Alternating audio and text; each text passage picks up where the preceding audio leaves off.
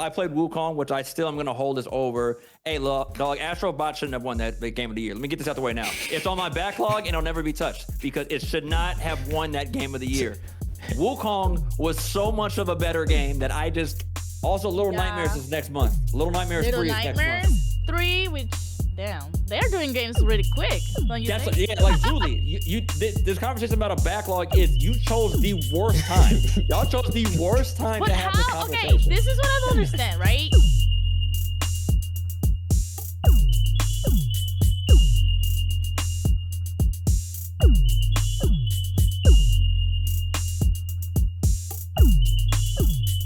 We are here.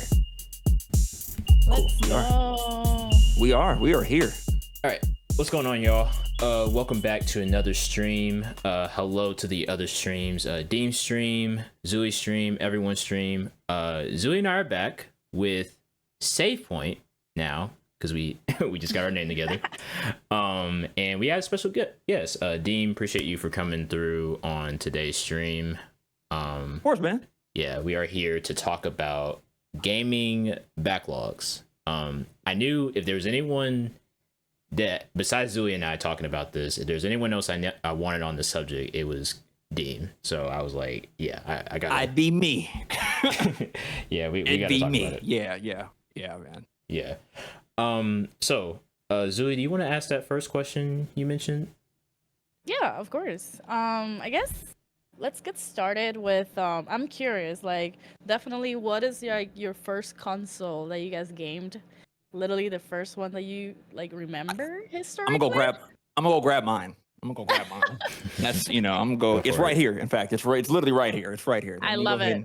Let me go ahead and grab my first baby right here. This is that Super Nintendo right there. This is where it all started for me as a young child, playing Super Mario World to its heart's content, trying to figure out how to actually get to World 8. I kept getting lost in the Forest of Illusions over and over again as a child. Then I figured out what Star Road was, and then it was over. Once I figured out Star Road, it was done. I was like, I don't even give a damn about Forest of Illusions. I can just do that all day. Right. So yeah, this is where it started for me. Mega Man X, huge fan of Mega Man X.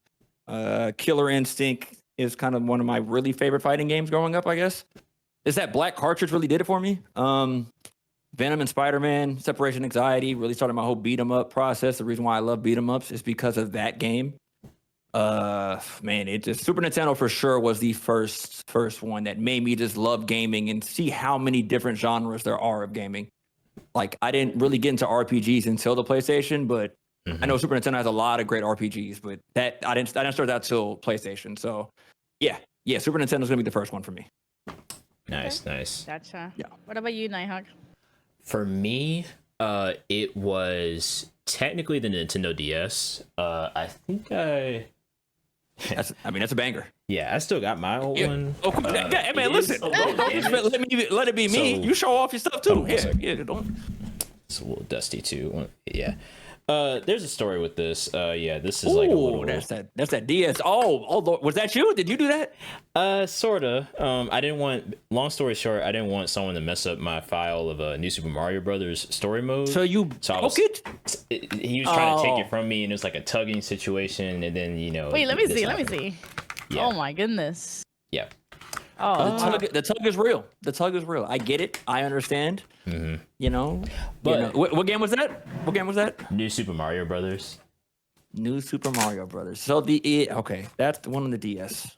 Yeah. Okay, I remember that one. Okay. And I actually still have my old case, my old Mario DS case. And then when I accidentally broke my blue one, I basically inherited my sister's red one. The DS Lite. Okay. This one, if you charge it enough, I think it still works. I would need to charge it to turn it on, but yeah. This was like, I would describe it as like my iPhone before like iPhone even came out, because like I took this thing everywhere. I always like gamed on it, whether it was Mario. That's where Mario Kart began. Mario Party, all the Avenger games, even like Sonic games when it started to be like on Nintendo, all that good stuff. So yeah, the DS, like I had a lot of like great times on there. I had a DS as well, and the DS is portable consoles just don't get enough credit or respect because they're portable. So they're not. The games can't be as good because it's portable, which is complete and utter bullshit. I got it. There's no other way to put it. It's it's such a lie. Like there's so many good portable games that were on our portable consoles. Come on, of course. It's the truth. It's truth. People always put it on I have opinions. I mean, PlayStation did left out a good opportunity, PS Vita, PlayStation, PSP. There was something there. It's just, you have to like brainstorm something else, and that, you got it. But they left it out, Yep. Zuli, So- what was yours? My first ever console was the NES, Nintendo NES, and I still have it, but in my home in Puerto Rico. So here's the photo of my NES. Nice. With the original. Original. Mario games. We have Kirby. There's actually a game that terrified me, and this is gonna be hilarious. It was one of the first Jason Friday the 13th I games played of that. the NES. I It played used to it. terrify me as a kid. Yep. And we still have it, so it's at home. It's actually still I know it still works. Yeah, that game was actually funny. Like I played a little bit of it. God. It was. Can you I played remember that? That Yeah. it will pop up out of nowhere. And you have to go room by room if you guys never have played it. But remember that I kind of like vibe of like a 2-beat image, like super old, and out of nowhere he will pop out of nowhere in the room. Like what the hell? Yeah, This is it would. actually interesting. Think Mr. X from Resident Evil 2. If anyone who's played Resident Evil 2, the remake, think that, but way back in the day on an old NES, and he would just walk into the room right behind you, and you would try to escape it, but he would be throwing knives at you.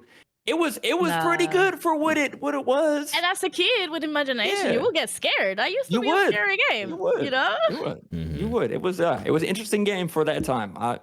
For all of our times. Right. Really. Yep. Really.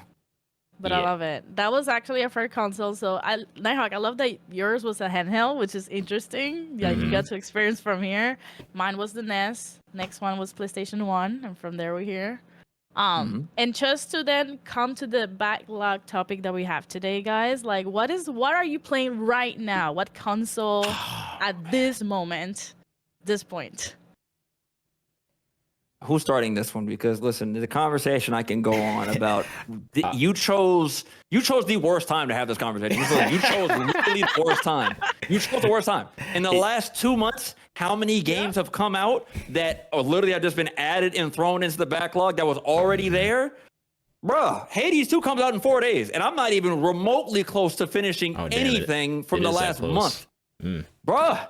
Yeah. It's bad. It's bad. I'll just say right now, but not getting into the games that I'm playing on it yet. It's probably going to be the Switch 2 for me because I was like, okay, so what games do I have coming up to look forward to? And I was looking at my list. I was like, damn, where are the Xbox games at? And it's looking tough for Xbox. The only thing I played on Xbox like recently is really just Marvel Rivals. Sure. Expedition 33, but barely. I'll get into that later. And is that I guess Batman Arkham for stream, which I'm doing later today. Nice. But that's about it. Like there's no really new Xbox games I'm like really looking forward to. And that's not a knock on the console. It's just I feel like they slowed down on their releases recently. Yeah, I mean, next, I think they have 2 coming in October. They have Outer Worlds 2, I believe is October, which I'm excited for, and Ninja Gaiden 4, which obviously is. Yeah, that's me. Yeah. So those 2, which I don't know if that's technically an Xbox release. It kind of is being published as one. It's kind of being marketed as an Xbox release. So those 2 for sure. Me personally, I'm with Hawk when it comes to the Switch. Just the whole Switch catalog, like I've said it, I'm going to continue to harp on this. The Switch has the best game catalog of all time, and it's going to continue to get better as much as people want to talk. If you want to have backlog, if you want to talk about backlogs, the Switch probably has the more like chance to actually finish or start playing that backlog because you can take the Switch anywhere. So it has the advantage of that. I know all the games aren't going to play the best, but when it comes to the Switch 2, obviously the games play a lot better now. Because there's a lot of games like Batman, which of course you're playing now, Hawk. It is on the Switch. It is. All 3 of them. Arkham Asylum, Arkham City, and Arkham Knight. Would I suggest you play that on the Switch? No, I wouldn't at all. But I can't say how it plays on the Switch 2 because I haven't got it on the Switch 2. I'm sure it might play better. I mean, it's a stronger device. It So has it to might be. look better, right? With the It Switch has 2 to. now. You would expect Uh-huh. it to look better. So We would hope so. but yeah, when it comes to me, and of course with Hades, Hollow Knight, Silk Song, Shinobi, Ninja Gaiden, all those games felt very, very at home for me to be able to play it portably or handheld. So I've been running a lot with my Switch and Switch 2 at the moment. Kind of Yeah. bouncing back and forth. 'Cause I love my Switch Lite. I feel like that's the last portable console we got. Put up the DS Lite one more time, just please, real quick. Like this, we need to get back in here. We need to get back in this pocket, man. We don't need to be bigger than this. We don't need to be bigger than this anymore, bro. I feel like that's a good idea, Deem. I mean, obviously, topic for another day. But Sure. what if like Nintendo continues doing like a mini one, because that's the one that you put in your pocket. You go on the Exactly. train, airplane, nothing like a big Switch 2. And You know. This is exactly why I love my Switch Lite. This is the reason why I play it as much as I do. My Switch Lite gets way more hours than damn near any other console because I can take it anywhere. I can literally pull it up out of my back pocket and at any time. Like it can actually fit in most pockets. And you can't do that with a Steam Deck. You can't do that with a Switch 2. You can't do that with a lot of these other consoles. So I gotta go. I'm gonna join you guys. My current game is Switch 2, and it's been the latest I've played. It's been Zelda Breath of the Wild. Like that's what I've been actually hooked into, like playing, and that's my current game. But yeah, let's get right into it. Like Backlog games. Nighthawk, what do you got from us? Okay. Okay, so let's break it up into like So I have a question written down that's like, how big is your backlog? And then it's two sub questions. I'm going to ask the first sub question. What games have come out already that you still haven't played yet? Like when you say came out already, like in the last couple months or last within 2025 before this month. Before this month. Let's go me off top. Death Stranding 2. That's one that I really did want to jump into and play. That I have not been able to sit down and play that. It's crazy. I forgot that came out this year. See? Yes. See? That's exactly. Death Stranding 2 literally just came out maybe 2 months ago in July. I think in July. I was so confused when it came out because I was like, when did this happen? What happened here? Death Stranding 2 came out. Marketing. What's going on? It happens. It happened. Death Stranding 2 happened. Also this year, I mean, it doesn't really count. I need to finish Ghost of Tsushima because Ghost of Yotai is next month already. Yeah. Yeah, it's coming. Assassin's Creed Shadow, didn't touch it. Mm-hmm, yeah. Yep, that came out. Man. Woo. I know. I'm sorry. Assassin's Creed is great. I don't have no problem with Assassin's Creed. I think Shadows was really good. I think Shadows could have, helped. It's just there's so many ninja samurai games coming out like right now that it's going to be, the comparisons are going to go crazy. Like when Yotai drops, everyone's going to go look back at Shadows and be like, so yeah, it's going to be rough. It's going to be really, really weird when that stuff starts to drop. So that's the first game that comes to mind is Death Stranding 2 and Assassin's Creed Shadows that came out this year that I did not play for me. Yeah. I would say, let's see. Let me go for the second questions you had. The one about what games have come out I haven't played. Yeah. If I can say all of them. Because I've been out of gaming. I've been out of streaming. But I think I bought Donkey Kong Bonanza. I haven't tried it. Oh Lord, bro, Bonanza came out this year. You bought it though. I love seeing the physical copy there. I bought it, but I haven't tried it. Shout out to Raheem saying I made a spreadsheet of all the games I bought in the last 5 years and didn't play yet, and the money I spent has disgusted me. That is everyone in here's conversation. That is a conversation for all of us. And in fact, we should have done that. hey, send the template out, bro. Send the template. I need the template out right now. Go ahead and send it. We should do it. Go ahead and make a Google Drive at it and just put it out there for all of us to actually do this because my God, honestly, we all need to. That's real. That could be what if he could get that out now. That could be like an end of stream exercise, low key. Like literally could be, bro. Like try filling it up. I'm gonna be Yeah, Raheem. Yeah, Raheem. Hit me on the whispers, bro, or hit me on the DMs with it. I'd love to see it. I'd love to take a gander at it for my own personal, finances of You know of what? how Okay. everything that I bought. Yeah. Let's talk about finances in the backlog game. That's a good sheet because from there we can say in 2026, this is the budget I'm gonna spend on games that Yes. I'm actually gonna play. Like, Very true. this is Very it. true. Oh, In terms of like stuff that already came out, like one thing I was trying to do is like finish Ninja Gaiden on the NES to get to Ragebound, because like damn, I know you were playing it and beat it. Like That's one of the games I actually beat in the last. Like, thankfully, I actually beat that game. I know we play a lot of games from start and never finish. I beat Ragebound, and I'm happy to say that. Exactly, and I definitely want to try it too, because like I feel like I've been getting into like the 2D adventure games more often. So yeah, I definitely want to try it. And in my fantasy, I was like, okay, well, what if I did beat Ragebound, and then I can get into Ninja Gaiden 4, which is not going to happen. So that was the whole thing. Hey man, don't sell yourself short now, okay? Man, I got 2 cons in October, and it's just a lot going on. I know I'm not gonna get to it. I get it. Yeah. Shinobi also came out in August, and I haven't gotten to it. Shinobi is, as a Ninja Gaiden fan, right? As a Ninja Gaiden fan, Shinobi, the new, because they both dropped 2D games. Very, very, like, one was in July and one was August. I think it was like July 30th was Ninja Gaiden, and then August 30th was Shinobi, right? They were like literally a month apart. Yeah. I can honestly say, that Ninja Gaiden fan, Shinobi is a better game, and I'm mad. I'm mad about that because their game is so Huck. As a Ninja Gaiden fan, Shinobi is so much of a better game. It's what they both had 2 different like ideologies for the game. I can tell. One's set up for speed running, right? Ninja Gaiden Ragebound set up for speed running. A lot of this jumping, dashing, going as fast as you can, get into the levels. Shinobi is set up in an open exploration, combos, executions, a lot more area exploration.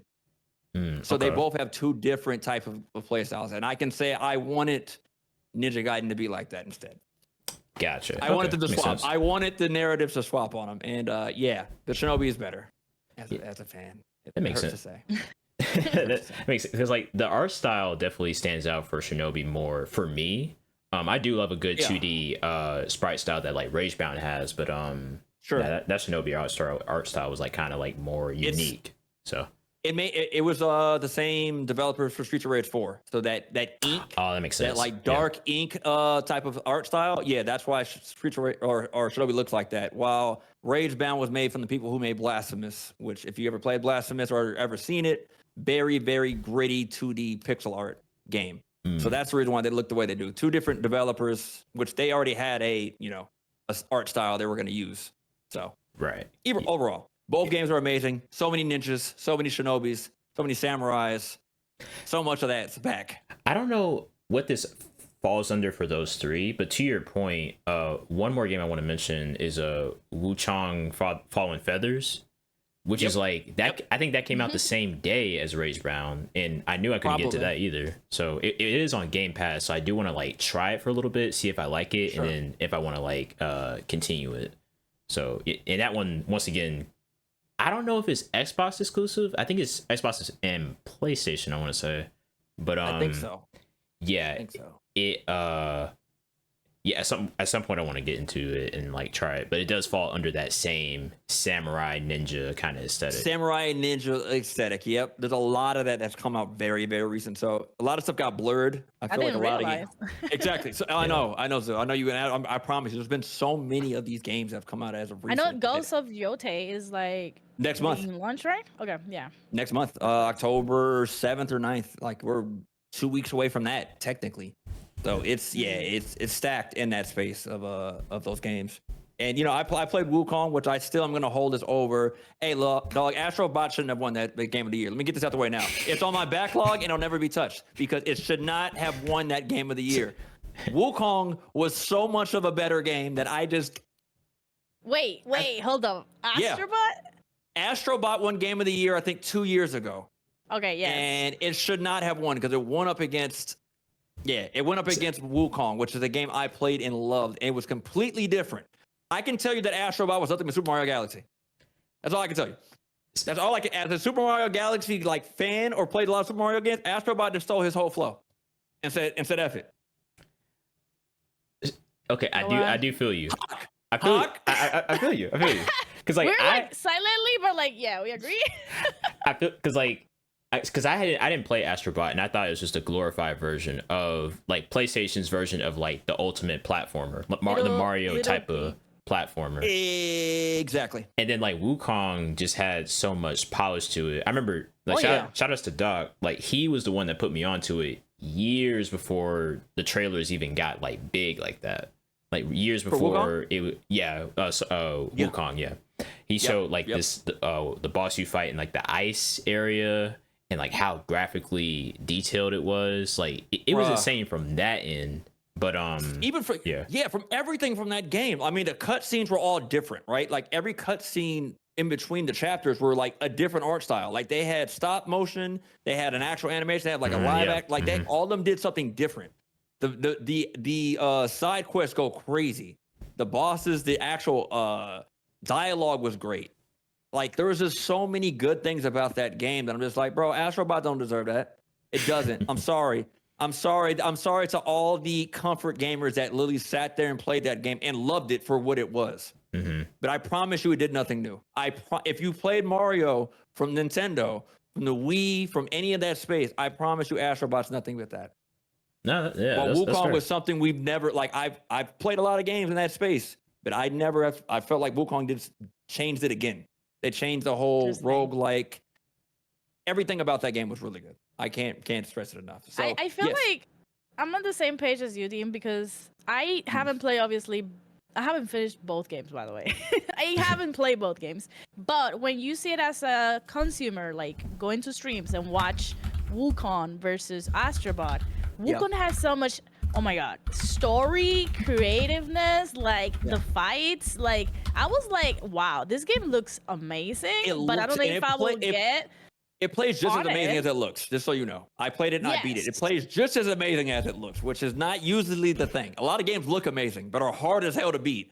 Wukong felt both ways for me, and I just, Yeah, that might be true. Maybe we have to contact some people and do like Again, the backlog of, I think funny enough, I went and played earlier this year. I went and played Astro's Playroom, right? Which if everyone would buy a PS5, it comes with it. It's the free game that you just get for you having a PS5. It's already installed and everything. It's like a tech demo. There's some things about that game that made me upset. The fact that they think they can just, take credit for Resident Evil or Castlevania or Metal Gear Solid. Like if they had Astrobot dressed up as him. Yeah. Like they PlayStation you know what I mean? History kind of thing. Yeah, I'm just like, look, bro, there's going to be a generation where has no idea that any of this was from PlayStation. I'm going to let you know that now. As someone who's like, there's going to be someone who's going to play Resident Evil that never touched a PlayStation. It'll be all on PC. All of it. Yeah. See what I'm saying? Like, they could take credit for God of War. They could take credit for Alloy from Forbidden. Or Horizon Zero Dawn. Like, those are their IPs. Hell, Last of Us is theirs. There's a few that are like theirs for sure, but something about that rubbed the wrong way. So let's just say I'm not a fan of Astrobot. In other words, we can move on. I'm just letting you know. Like this, bro, I don't appreciate what Astrobot think he's getting away with. I see what y'all doing, and I don't like it. So y'all being real disingenuous with him because he's cute and blue. I don't want to listen. You're just never gonna. Look at that. Look at Zoo. You got a whole controller and you got it. Man, I'm gonna give you some water. Keep talking. I'm gonna give you some water. You're just never gonna play it out of principle. That's crazy. Listen to my thoughts of this. I've never once been interested of buying a PlayStation controller. As you guys know, I don't have a PS5 until recently. And I bought this controller without having a PS5 because I was like, there's no way this design looks amazing. But I gotta say it. That is a good controller though. I like that design. Hey Zulu, do me a favor. Get rid of it. Listen, I'm going. No, they just launched a new one, so this one actually doesn't have that much value now. But I might just use it. I would look. No, actually, I'm joking. It is a cute controller. It is cute. But talking about PlayStation, I recently got the PS5 after 5 years being launched, and congratulations. one of the games that I'm interested on trying, you guys say Wukong definitely, but I kind of want to run through the whole story of Last of Us again because I never played Last of Us 2. I never finished it. Yes, I saw the series. Yes, I know what happens, but I feel like the vibe of playing it is going to be different. So Yep. I'm pending on doing that myself. That's pretty cool. But in terms of like you guys backlog, what is the game that you guys always maybe let's say for example, let's say you guys are playing right now something related to Zelda or one of the Wukong games, and in your mind there's a game that it keeps appearing on your mind saying, fuck, I haven't finished this game. I haven't finished this game. What is There's a that lot. game? There's No, a it lot. has to be one or two. Tell me what is okay. that one game and you're like, oh, I gotta come back to it. Oh man. For me on top of the list is Lies of P. Lies of P for me. So are we talking games that like released a while ago? Backlog, That but you had that to it go always back? keeps appearing in your mind, but you haven't finished it. Ah, Yeah, yeah, to- yeah. always Okay. like- Yeah. To me, it's Lies of P right now at least. I mean, that's the most recent one, and I'm just like, I want to finish this game because of how I just love the aesthetic of it. You know, since I beat Sekiro this year, that's right, I beat Sekiro. I did that. I beat that game. No, but I beat Sekiro this year, so it opened up the whole realm of me being able to beat other, Soulsborne Yeah. games like that, because they say that's on the top 2 of these games. So I beat one of the hardest, Soulsborne games. So I was like, I can do the other ones, and I made it pretty far on Lies of P. I have. I just stepped away from it. I think I'm at the Puppet King boss, which is big as hell and scary. Very big ass boss. So I've been kind of running from that one right now. But yeah, that's the game I can think of on the top of my head. I'll think of some more though. If you want me to go from generation to generation, I'm pretty sure I have one for every generation. If you really want to ask that question, Julie, like if you just name a console and I can give you one for it. Ooh. What about you, Nighthawk? For me, it would be. This is a game I shouldn't have held off as much as, and it's only because of like my other hobbies kind of get in the way because I don't have time to like game on my own, or I don't give myself the time to game outside of streaming. So, Bomb Rush Cyberpunk is a game that I started. Yep. It came out in 2023, I want to say, and then I got into it last year, but I still haven't completed it to this day, and it's just because of like the amount of games coming out, but also me not like really turning it on and actually like playing it. It's a really fun game, and I really do recommend it. And that the developer behind it, they're putting out a new game called Hyperfunk that I posted to my story the other day. I was like, oh, sign me up for this. What is that one about? I didn't even see it. I didn't. What was Hyperfunk? Because I know of course, same thing on me. Bob Ross Cyberpunk. I never played. Baby sis played it, player 4. So I got her review from it, and she loved it. Yeah. Also, the other rhythm game that came out around that time, that almost had the same aesthetic. Tango GameWorks made it. It kind of was a like indie phenomenon for a second. It was a rhythm game. Was it? I forgot what it was. Not Riff of the Necrodancer? Is it that one? No, not that one. Not that one. It was like an Xbox, damn near an Xbox exclusive game. I'll look it up. Okay, Go yeah. ahead. Y'all keep talking. But whatchamacallit? Yeah, that's because I want to I feel like the Bomber Cyberpunk is the Hi-Fi perfect Rush? game to. There it is. Ooh, Hi-Fi yeah. Rush. That's good. Yeah, That's the yeah. one. There you go. Hi-Fi Rush was the one. So Kalia played Bomb Rush, and then like those two right back to back. So, Oh, you know what? I did the same thing last year. Actually, I keep forgetting because I wish I gotten the footage off of that because sometimes the music would like be off sync in the stream, so like it would kind of come out weird. But no, Hi-Fi Rush, those developers, because when you said Tango, the developers, I was like, oh yes, that rung a bell. So yeah, Yep. I definitely want to like I hope they come out with some like DLC or a sequel or something because Hi-Fi Rush was a really fun time. Do you finish it? Do you finish that game? Yeah, I Okay. finished it on stream summer of last year, and I forgot about it because it kind of just came. And when I'm in the mode of playing it, like I'm having a great time. But like when you step away from it, you can kind of it's easy to forget. So but Bomb Rush has been. I kind of followed that up with Bomb Rush, but then got into something else around that time. I can't remember, but I do want to make an effort to finish it soon after I'm done with Batman Arkham. It's a whole list of games after that. where you at on Arkham right now? Which one? So Arkham City, I'm literally at the end of it. The main villain basically launched his scheme. Best one. And that's best one, by the way. Yeah. Best one. Out of the trilogy, Arkham City is the best one. Night is great. Asylum was a good start. That city is damn near 10 out of 10. I mean, if you're into Batman even remotely like Batman, I don't think there's a better game. I just don't think there's possible. That shit is great. It's a must play. Like Arkham Asylum was like a good foundation of it. Like really bringing Batman back to video games. Kind of like how similar in that same time, like 2008, how the Christopher Nolan trilogy brought Batman back into like the serious side of filmmaking and like changed filmmaking with The Dark Knight. The Arkham games kind of did the exact same thing with Arkham Asylum first, and then for superhero Arkham video City. games, 100%. Exactly. It set a precedent on how to make superhero video games, and I'm sure Spider-Man for Insomniac, I'm sure that took that, and it was like we gotta make you feel like Spider-Man. Same way that game makes you feel like Batman, that game makes you feel like Spider-Man. So it for sure felt like they took some control from each other and made that work. It's very interesting because like Spider-Man kind of I feel like gets more of that credit nowadays, but it used to be all the spotlight on Batman taking that credit.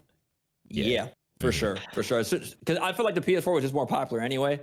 Yeah. So everyone had a PS4. I think it's up there with like one of the most highest selling consoles. Everyone kind of had a PS4 just sitting around. So I feel like that helped Spider-Man a lot. Just be able to turn it on and just play that. Right. So that was good. I know random people that just have played that Spider-Man game.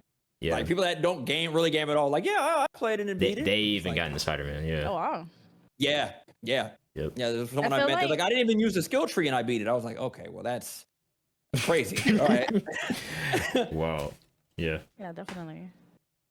Yeah. But in that terms, I feel like let me just expose myself because I gotta be honest with you guys. I was trying to think about a backlog list of gaming, and I realized I think most of my life I've played games, and I feel like I've never finished them. I don't know what problem do I have.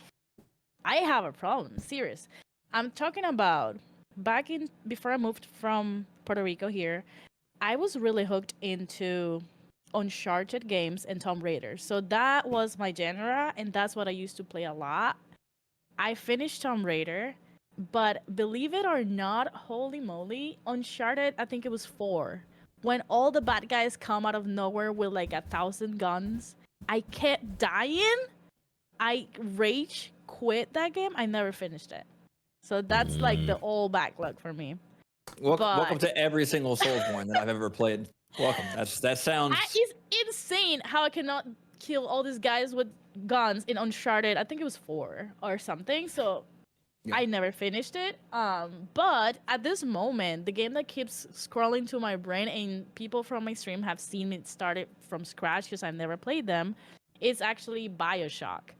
I decided to play all BioShock games because that's been one of my goals. Like I want to play them. I think the only BioShock game I played was BioShock Infinite back in the day, and I loved it, even though I never had the story before. So I said, okay, let me play BioShock 1. I have it. I was playing it. You guys saw me struggle. I didn't even know you can freaking kill the Big Daddy guy. You can. Deep. I was hiding from the Big Daddy guy instead of freaking fighting him because I thought, wait, I can kill him? What the hell's going on here? The game is old, right? They don't give you instructions. They don't give you exactly what to do. Yeah. So I'm actually stuck in a part that I kept dying, and yeah, that's the game that I have in my backlog, literally in my brain. I need to finish, so I want to get back to it right away once I'm done. Again, great game, great series, 1 and 2. Yeah, it still holds up for people that have played it and beat it. Me myself personally, I love BioShock. I think it's getting a movie, TV series. It's getting something. They're turning it into something. I could definitely see that. The creators were like teasing us with something new, like a new game or something from the creators of BioShock? I don't know. I don't know if they're going to continue going on with BioShock, but I know it's getting some type of media on TV or movie, which is fine. Like it is good enough to do that. I think it has a good enough atmosphere to do it. So I never played Infinite for that matter, but I feel like Atomic Heart came out recently. I don't know what's going on with Atomic Heart, by the way. That sounds familiar. Yeah. Atomic Heart is like the next generation of BioShock. It kind of has the same kind of feel and aesthetic when it comes to like a dystopian world that people start losing their minds and stuff like that. It has a very, very similar feel to it. But apparently he's getting like 3 games in the next like year and a half. I don't know who's backing that studio, but it's turning into a pretty big studio from my understanding. Like they have Atomic Heart 2 coming out, and then they have like a DLC for Atomic Heart still coming out.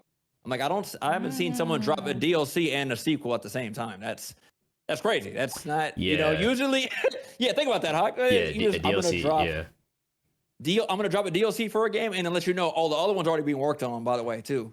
Just like, should I just wait for the new one then? I don't. Very very interesting way to put because like if you already announced a sequel, why would you even go and put DLC? And you know what, I don't. And 2 things actually. So relating to what Zooey said, that's how I was with Cuphead for a while, because that game came out in 2018. I didn't. Let's see. Cuphead. I think Zooey. Nice. Zooey. I wish I had one. I literally wish I had one. Zooey. That's dope. That's so dope. So I need something like that. I love it. I love that thing. I never use it. It's literally just gonna sit there forever. It's never gonna be used. Right? Because why even use it? You gotta why wash even bother, bro? I don't even drink coffee. I don't even drink coffee. Right. But yeah, it came out in 2018. It's a challenging game. I wouldn't say it's one of the hardest games, but like it took a while for me to beat because of some of those boss fights. Like you can try to get yourself in the mental space of like, all right, let me focus on the boss and the patterns, but after so many deaths, you just kind of have to pull away from it to the point where you just go into other games, and then it's like sitting there unbeaten for a long time. Then only this year have I managed to like be like, okay, no, finish this like now, like this is, I'm gonna make this a thing to really like actually finish it on stream.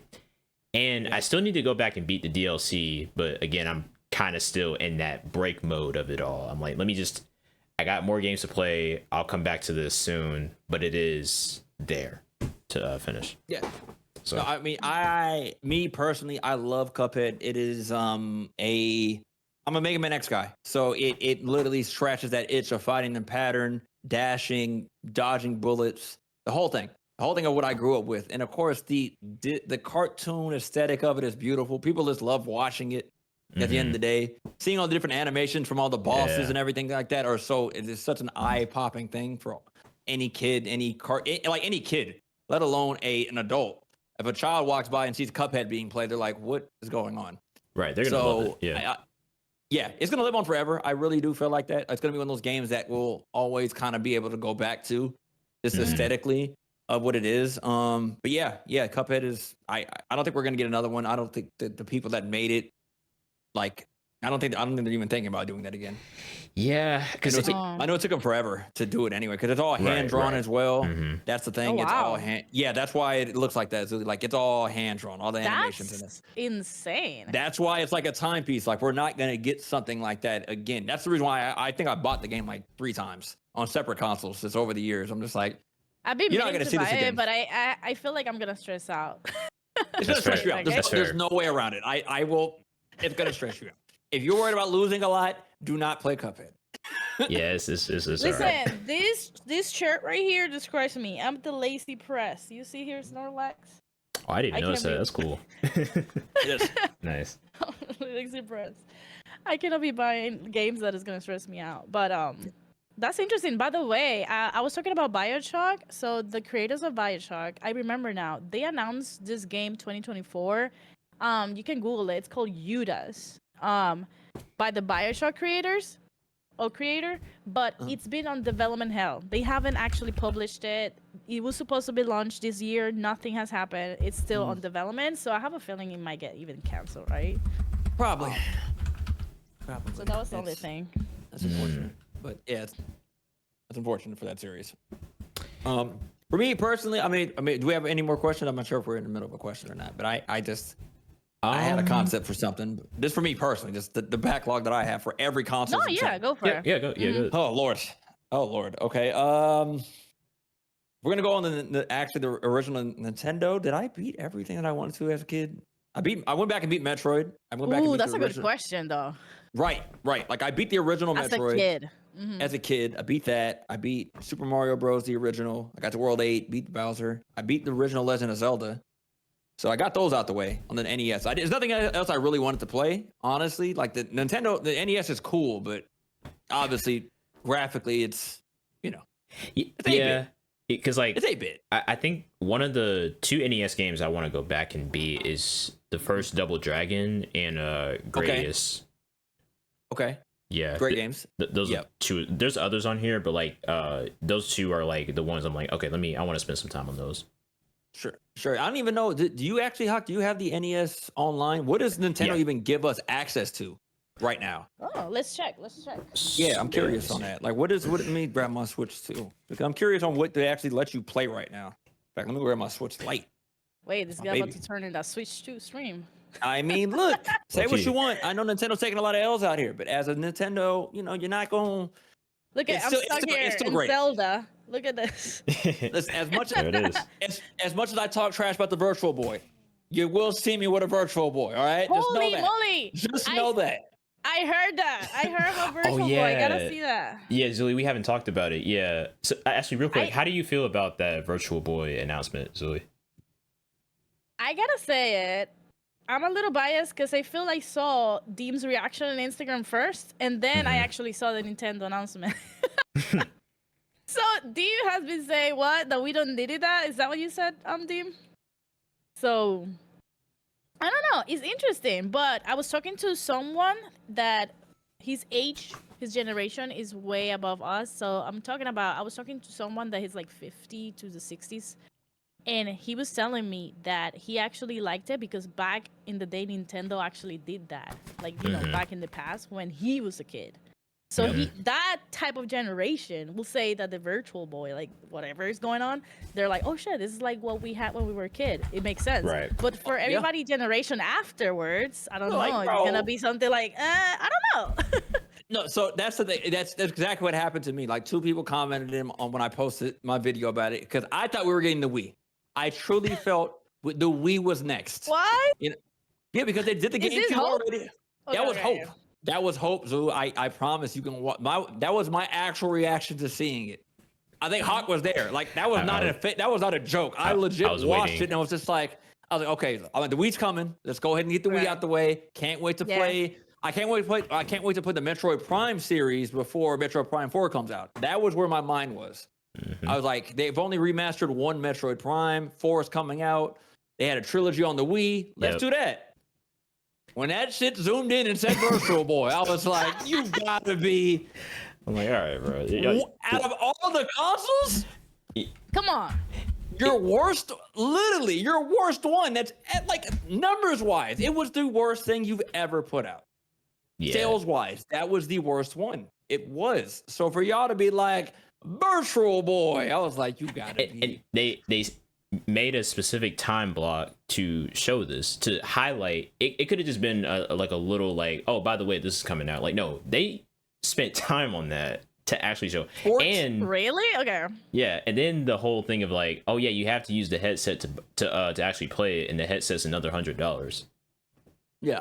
Like who? Yeah, like that. And look, they only have like 20. They only have 23 games on this. I looked it up. I think I said 25 during the stream. There's only 23 to 24 games that's ever been released on this thing, and you're getting 13 out of them. I'm like, what? And the funniest part about so I watched it direct live like at 9 my time and probably 6 your time, Dame. So like when you were streaming it, I was like, that's when I asked first. I was like, okay, before I say anything, like, is this your first time watching today? And you say yes, and I was like, okay, this is gonna be good. Let me not say anything. Just wait. Let me hold my tongue. let me just wait. I appreciate you doing that because I remember you asking me that, huh? You were just like, "Is the first?" I'm like, "Yeah, I haven't looked up a single thing about it." You're like, I was like, perfect. Can't wait for you to get through it. Because I knew something. I knew you were gonna be with it. Like, and to be fair to the Virtual Boy fans that are out there, because I think. Shout outs to Andre Black Nerd. I think he's gonna give it a try. He was questioning the move too, but he was like, okay, why not? It comes out on my birthday. It comes out literally on the same day as my birthday. Like, how am I not going to give it a shot? Why does it look like a grill? I'm sorry, I was looking at it the wrong way. It does. Yeah. It does. I mean, you look at it that way, it can look like a grill. But the idea, Barbecue in here. you need a table. You need a table to play this thing. Don't you get it? Wait, hold on. Let me see. You have to set it on a table to stick your face in it. Now that I think about No, it, no pause. this isn't Going on. this isn't a good thing. Like, you can't really stream it either, because like, how do you even get captured? Well, I don't know why you would want to stream it, but how would you even like do that? For me personally, listen, if you wanted to do it, I have my ways. Okay. Is it going to be a proper way of doing it? No, because as soon as you connect your dock to it, it should take it away from the screen, right? Maybe. Think about it. Every time you connect an HDMI to the Switch, it takes the display away from the actual screen and sends it to the TV. Mm-hmm. So if I put the damn thing in there and plug in an HDMI, it's gonna take it from the screen. So now I'm putting my face in something I can't see. Mm-hmm. It's not gonna work. Either way, I'm just letting you know, Nintendo, I'm gonna play it, but what are we doing? What are we doing right now? Right. Don't you think that's like a joke to you? pattern, though? You think this is a game? Do you think that's a pattern from Nintendo? They usually do great games, but then there's something that they're like. No, Hey. they'll make decisions where it's just Yeah. like they will go from left field, and it happens every time where it seems to like surprise us. Like, that's what happened a few years back with Nintendo Labo, which with the cardboard stuff, which is funny because they have a cardboard version of the Virtual Boy coming out too. So I don't know who wants that version, but whatever. Yeah, man. Either way, Nintendo, you're great. I think we're talking about the NES. I don't even know what games they have on that classic list anyway. So- I'm gonna go ahead. Liz, I think. Mhm. I don't know if you guys recognize the games. Obviously, like we have here, like the all baseball games, golf, like sports stuff. Mm-hmm. It has Mario Bros. Yep. All That three of them. collection, Kirby, Mm-hmm. Donkey Kong, the originals. They have Kid Icarus. Pro wrestling. maybe. A lot of sports. I didn't realize back in the 90s this is all sports games. Yeah. Yeah, Super Mario 2. Here's the thing about those. There's only like one that actually I feel like ever worth going to play is like Tecmo Bowl from that time. But all the other ones are just like Madden and stuff. I'm like, bro, that's Oh, I see it. why did you play that? Yeah. Ninja Tecmo- Gaiden. Okay, yeah, we have Shout Out the Ninja, we got Ninja Gaiden. So stuff like that maybe, but I'm good on those. What is this For- game? Vice. Project Doom. The next one up for me is the Super Nintendo, and unfortunately, I'm gonna have to just come clean about this. I haven't finished Super Metroid, unfortunately. I haven't finished it. It's a big game. Like, It honestly, is. I've tried. like Metroid for me, I want to get into and I do want to ask about what games are we looking forward to after you Sure. finish this. But like, Sure. I might want to jump into Metroid Prime 4 just for the sake of like, okay, I have the Switch 2. It has like the higher graphical power, and you can do the mouse mode. Like, that would be just a cool thing to jump in and play. But I'm not used to Metroid as a whole. I love the lore of the franchise, but going back to Super Metroid, I would love to play it. I just don't know if it's my kind of game, like to like really explore like that. Yeah. There's a lot of backtracking. That's the reason why I always stop playing it, because I feel like I always get to kind of the same area where I need another power up in order to get through there, and I don't know where to get the other one at. So you got to go find it. It's a lot more exploration than people might not be privy to. Your Hollow Knight is the same exact way. Of course, Silk Song's out now that fits that same realm of you're gonna have to explore. You're just gonna have to explore it in order. Like people, I forgot who asked me last time I was playing it on stream. Is Cuphead harder or is Hollow Knight Silk Song harder? I think I asked that. Yeah. Was it you? Yeah, I think so. Was you? I think so. And the answer to me is like Cuphead is a bomb rush or a boss rush type of game. Like you're gonna figure out a pattern and just have to play that level over and over again. There's gonna be a chance in Hollow Knight Silk Song you turn it on and you don't get anything done because you don't know where to go. Oh, wow. Yeah. Do you know what I mean? Like, what do you think is harder? Like technically, they're both hard in another concept. Like being lost in an hour in the game or losing to a boss for an hour. What is harder? To me, honestly, I feel like the exploration is a little bit harder because you can kind of see certain things in Cuphead. Like, if I would have just jumped here, I would have survived. If I would have did this, I might have survived. Right. While Hollow Knight, you're like, bro, I walk around this map 15 times. I don't know where I'm going. I don't know where to go. Yeah. Like Paige said, what is that type of game called though? What is that, like 2D? Metroidvanias is what they call them now. That is the terminology as a genre. Your Metroidvanias, which is Metroid and Castlevania combined.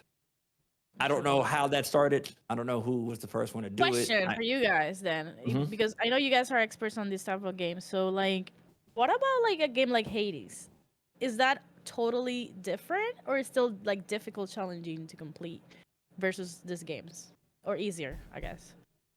For me, I mean that's a roguelike, over the top type of game. So it's you're gonna lose and start all over. Which there is a game that's in this category that I will always hate and probably never beat. So you can add this to my backlog of games I probably never want to play, regardless of it being in my backlog forever. Dead Cells. Don't like it. Don't like losing to Dead Cells over and over and starting all the way over. It hurts to lose in that game. It's a different type of loss. Like I lose in Hades, I feel like I can make it back to that area at least. I lost. Yeah. It's fine. Revamp, come back better. I don't feel that way about Dead Cells at all. I feel like you lose and it's just like boo-hoo. Like go, do it again. Sucks the same way, do it again. Sucks to suck, bro. You have to figure it out. I'm just like, man. Yeah.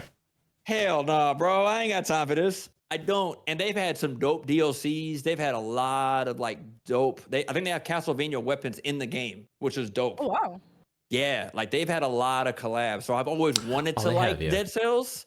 But I'm just like, you're too much for me, damn it. You beat me. Fine. You got me. So Raheem mentioned two things. Like he said he never cared for Metroid, which is fair. You know, Metroid kind of has like a specific atmosphere. Yeah. Like it's kind of like a acquired taste, I would say. Because like it's not 100%. Like it's a specific mood that the game is in. And then Raheem also mentioned that Returnal pissed him off for weeks. I loved Returnal. Yeah, I loved it. I could talk about it. You want me to talk about it? Yeah. How did you feel about it generally? Returnal was such a slept-on PS5 game that I don't think gets enough credit. It is beautiful. It is a roguelike 3D shooter, which I am a huge fan of 3D shooters. It takes place in like this space. The storyline is actually a little bit more deeper than you think. In order to like, the thing is, there is a way of beating that game, even if you lose in certain biomes. I think what they call them, like certain areas. Once you beat that biome, you don't have to go to that biome again. You can at least go start to the next biome. I think there's like 3 of them in the game. Okay. And I feel like a lot of games don't give you that concept when it comes to like roguelike. Like once you lose, you just start all the way over.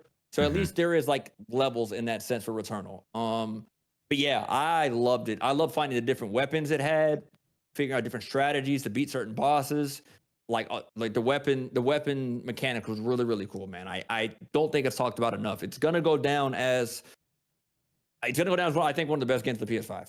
I know we're already 5 years in, so I think it will go down as a, genre like defining game for the PS5. Same way that we feel about Infamous from the PS3 or like Gears on the Xbox 360. It's going to be up there with that. Like it defined a genre of the PS5. Amazing co-op. Thank you, Raheem. Yeah. Nice. Okay. Amazing co-op game as well. So shout out to JamCap as well. I think he's the only guy I've ever played. Yeah. I remember he's the only one that I ever played co-op with. In that game. Exactly. So, yeah. Yep. Yeah, I was just about to mention Jam. Like, I remember that when y'all did that stream together for that.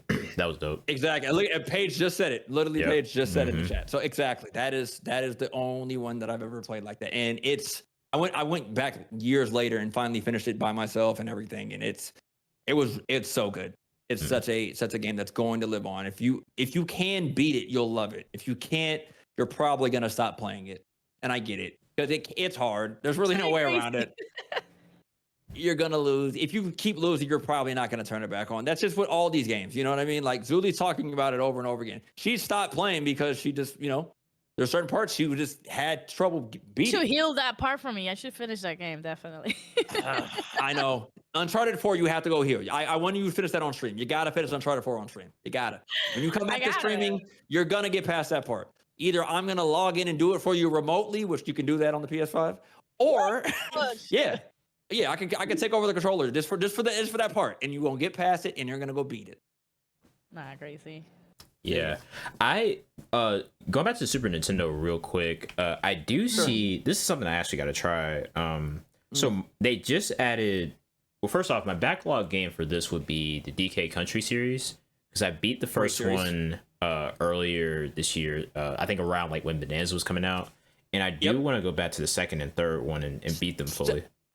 Second is the GOAT. Second one is the GOAT. Out of those three, second one is by far the best soundtrack, best game style, playing with Diddy Kong.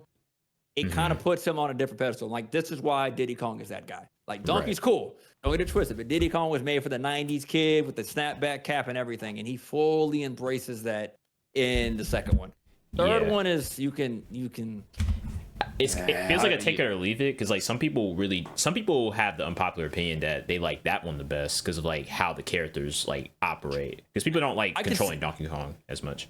Yeah, exactly. I could see that being the case if someone fell in love with it, but objectively, I think it's not as good. This the enemies, like, you're fighting like robots now. It's kind of weird. This is a different type of feel to it when it comes to like level design. I wasn't appreciated. So yes, Donkey Kong is a good one. The new thing they added for Switch 2 is Mario Paint, which requires the mouse. That looks pretty cool. I didn't know they did that, so that would be something. That's a good way to like test it out, test the mouse, adapter out. Because I haven't tried it at all either. Since if we have one, gotta try it out.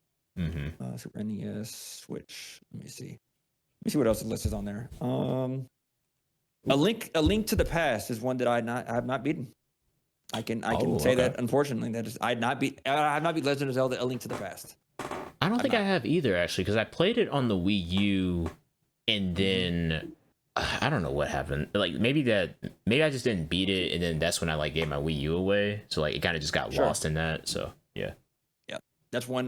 Breath of Fire. It's an RPG from that time that people swear by, but there's a lot of RPGs during that time. I don't know if I'm ever gonna go back and play. I think I'm gonna have. I'm not sure this is I don't mean to hijack the idea of what backlogs are, but I think we just gotta have like an RIP backlog. Like games are it's just not going to happen, right? Like it expired, bro. It expired, man. Like I'm not gonna go play Breath of Fire 3. I'm not. You're not thinking about that, man. You're not thinking about that in 2025. I'm just not doing it. If you asked me that question maybe 6 years ago, 8 years ago, oh yeah, I'm gonna go back in Breath of Fire. I'm gonna go back and play that. Nah. Earthworm Jim is fun though.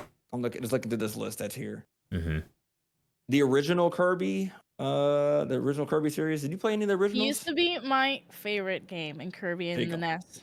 Like, I love that type of game, so I was actually surprised. We don't have a Kirby game like that, right? Like, you basically will be like a bubble, like flying 2D in the map going up, just similar to the Mario ones. I don't think we have like a revamp game nowadays. Like the closest to that would be Kirby Star Allies. Like, I know Forgotten Land is that, and I love Forgotten Land. But that's like more 3D. Like the one that's like more of a 2D style is a Star Allies on the Switch. Gotcha. I feel like that game was really good. Like, you know what I'm saying? Like, basically like Mario, but then you just have to fly up in the levels, have to be in the castles, different doors. Like, kind of similar to what the Mario they have built. But I was like, actually, if they do that nowadays, like a whole new game like that would be kind of cool. Yeah. I mean, since we all have Switches and we all kind of put the Switch as our game we're playing, I guess it all would only make sense that this is the backlog we're looking through. So on the N64, Xbox has nothing, like I said earlier. Like, no. Honestly, when it comes to backlog, no. Other than something on the Game Pass, which is not really theirs, like, no. Nothing much over there. Me being a gaming like historian, and like there's some things I'm sure I can pull up that I'm like, oh yeah, I wish I would have played that, but for the most part, no. Sin and Punishment is a game that I've always wanted to play on the N64. Okay, I tried it. Yeah. It's the one where you're like you're always moving and then you shoot. It was weird to get used to, and then I kind of liked it, but there's one level where I just couldn't get it together and like beat basically, because I feel like I was missing something with the level.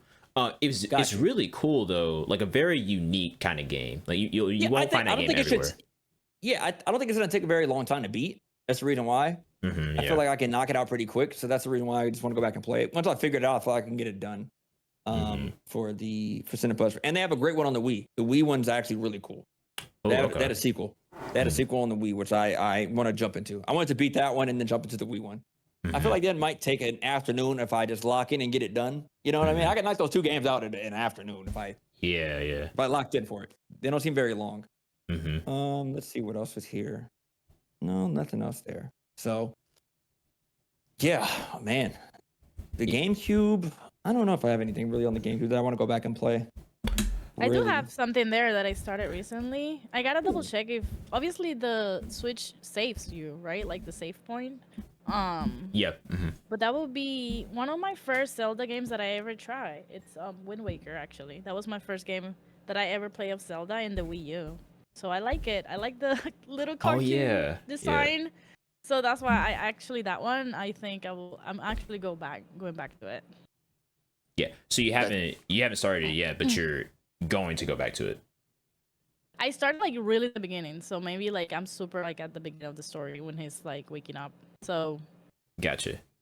Yeah, because I do remember you whatchamacallit, you were recommended Wind Waker to me because there's Zelda. Yes, because you will like it, like the design, the way that it goes the story. Yeah. I still feel like Twilight Princess might be the best looking one from that time period, but we'll talk about when Twilight Princess is finally brought to the next generation, we can have that conversation. For sure, yeah. Wind Waker's already here. Twilight Princess hasn't been talked about since the Wii U. So that's the last time it got announced and talked about. So we got some time. Yeah. But it also did come out on the GameCube. So that's the weird part about it. I'm not sure if you knew that. It did.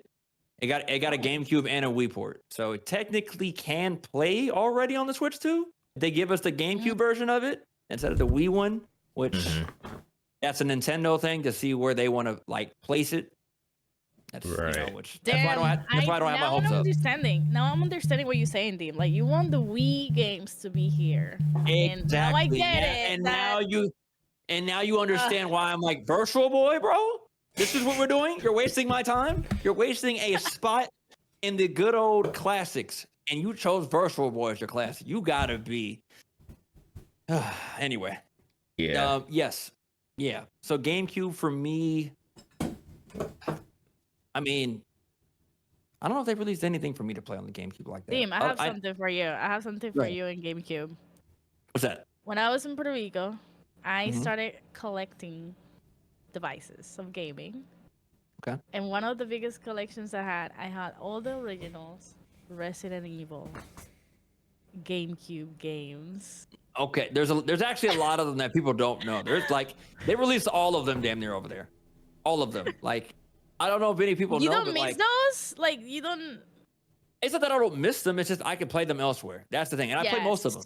I played and beat most of them already. So that I don't have to go back on the GameCube and play them. Like I can play them elsewhere, and I probably already beat them. Like they put out Resident Evil 2, the original, 3, 4 was the best way to play that on the GameCube back in the day. And they had Resident Evil 0 and the remake of the original. So they had like 5 or 6 games over there on the GameCube. Yeah. You're right, Julie. I had 3 of them though, but yeah, I feel like that was a good, I guess, of collection for the GameCube back in the day. It was. It's not talked about too much. Maybe I know recently PlayStation got their announcements of the original Resident Evil 2 and 3. I think you can play it on your PlayStation now. That happened pretty recently, like in the last 3 months, I believe. You can go play Resident Evil 2 and 3, the original, on there, which is cool, you know. But the GameCube technically has those games too. So Zul, you on to something. If Capcom wants to put them out on the GameCube Classic, I wouldn't be mad. In fact, that'd be a good idea. That would be good for us that never played it like completely. Right, you know? Like, you're that never not tried wrong, Zul. That would increase the Switch's backlog actually, because they're planning to do Resident Evil 9 and then 7 and 8. And 7 and 8. Yeah, I'm gonna hold on to this forever, Huck. When it's all said and done, that Switch is gonna have the best gag catalog of all time. It just will. There's really no debate after a minute because nothing else is gonna get Mario or Zelda or anything in that space. No other console will have that. Right. So if you add that to everything else that's ever come out, like the argument is there. Like I just don't think that people want to have it because they're stuck on their other consoles. Yeah, they think the Switch because the Switch doesn't play everything great. No, some games look terrible. Some games look like it should never even have touched the Switch. Right. Mortal Kombat 1, it looks awful, bro. I was just gonna mention that. Yeah. Hey, I was about to say, like, what? Yeah, like I got you, Zuli. Mortal Kombat 1's terrible. Batman Arkham Knight is really bad. Outer Worlds, which I was a huge fan of the original one, I bought it because I wanted to play it portably. Terrible idea because it looks god awful. Mm-hmm. There's a lot of games that literally just don't look good graphically on the Switch. The Switch 2 might look better though. The Switch 2 might look better. Yeah. So, for all these games I'm talking about now. So in terms of like stuff that might be, I'll put it this way, like might get added to our backlogs. Like, what are some upcoming games either later this year or 2026 that y'all are looking forward to? Ooh. For me personally, this year's not even over yet, and there's already games I'm already looking forward to. So there's Ninja Gaiden for sure. Ninja Gaiden 4, I'm for sure playing the hell out of that. Silent Hill F is literally out in 4 days, as well as Hades 2. Forgot about Silent Hill. Yeah. Shout out to Konami. And apparently it's reviewing very, very well, by the way. So I'm really excited to play this Silent Hill. I played 2, the remake, on my stream. Wettest game I've ever heard. Wettest game. I say what you want, Hawk. The game is wet. The game is drenched. All right. The game be soaked, bro. Silent Hill F? Silent Hill F is coming out very soon, too. Silent Hill 2 came out maybe a year and a half ago that I loved. So I'm really looking forward to this one. For next year, Resident Evil. GTA 6 is GTA 6, right? Like, there's really no... It's the heavy hitter it's waiting. That's all, and that's going to happen next year. Sometime. We don't know when. Mm-hmm. But it's GTA 6. It's going to be a moment. It's going to be the biggest video game release ever. Yep. There's really no way around it. Like, I wish I could. Like, I'm not even a huge GTA guy like that. You know what I mean? When it comes to backlogs, I got to be honest. I think I've only finished Vice City. Really. Only one. Mm. Oh, wow. So there's exactly. There you go. As someone who's, the keeper of games. Only Vice City. I gotta say, I feel GTA 6 is gonna be the game that everybody's gonna buy just because of the fact that it's been thought about it for years. Even people that do not play GTA, they're gonna be like, let me just buy it. Like, literally, they're gonna, let me just waste the money.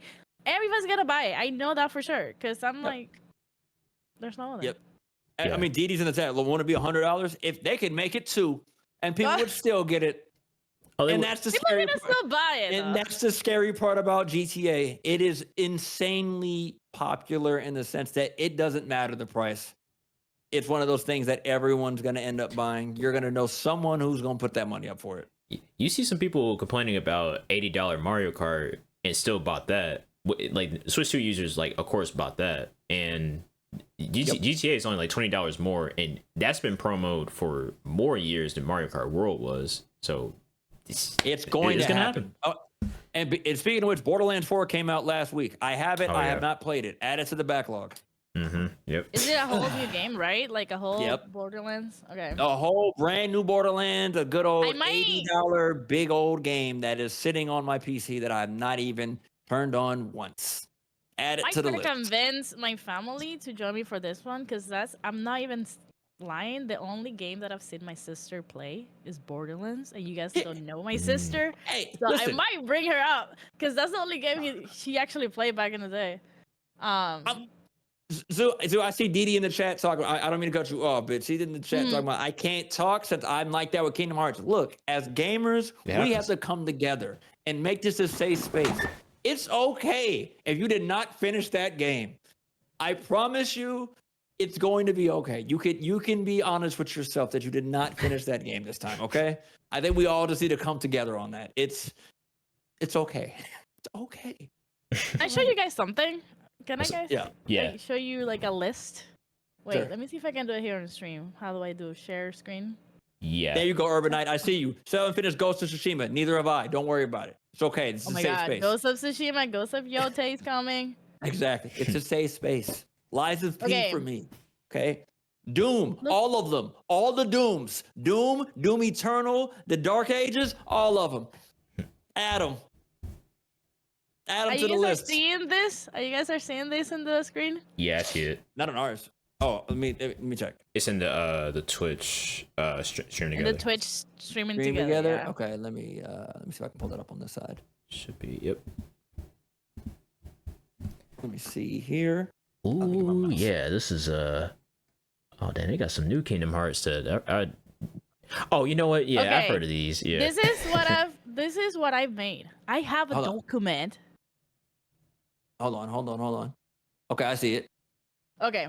So this is actually a document that I've created, and I've said it: games to play, journey plan. How many years of life I need? But look at this. I said first in the list, Kingdom Hearts series. I literally put every specific game that I want to try of Kingdom Hearts, and I put exactly the console that has been released, and I'm gonna investigate if I can play it. Obviously. Mm-hmm. We have Final Fantasy release order as well. No. But I'm Zuli, gonna skip, obviously. Some of them. don't Like, do what the that hell? one. As a Why? friend of yours, I will suggest you have a way better chance of doing Kingdom Hearts than that. Do not do Final Fantasy. You got not all of them. You got to pick and choose Final Fantasy because like Exactly. This is actually insane how many games there are, by the way. Exactly my point. Of like, don't do that to yourself, Zuli, please. for example, 14 is a MMO or like an MMO Exactly. RPG, and it's like those games I think 14 takes forever to beat. Like it's people love 14, but like it takes so long to beat that one alone. Like that would take that's a lifelong So thing. we could 100% skip it. Okay, let's see. And then obviously we have the BioShock series, which I already started. Great one. Yep. And then everything else, it was trying to support certain like developers and things. But this is my list. But I have so many more to add because of the new releases this year, obviously. And Switch 2. Like, it's kind of crazy. I have a whole list. I literally made a document for this, which is kind of crazy. Yeah. That's a great list. I want to address what Raheem said real quick on Sonic Racing. So does he think that hold on, let me see. Do you think that Sonic Racing is going to take Mario Kart World spot?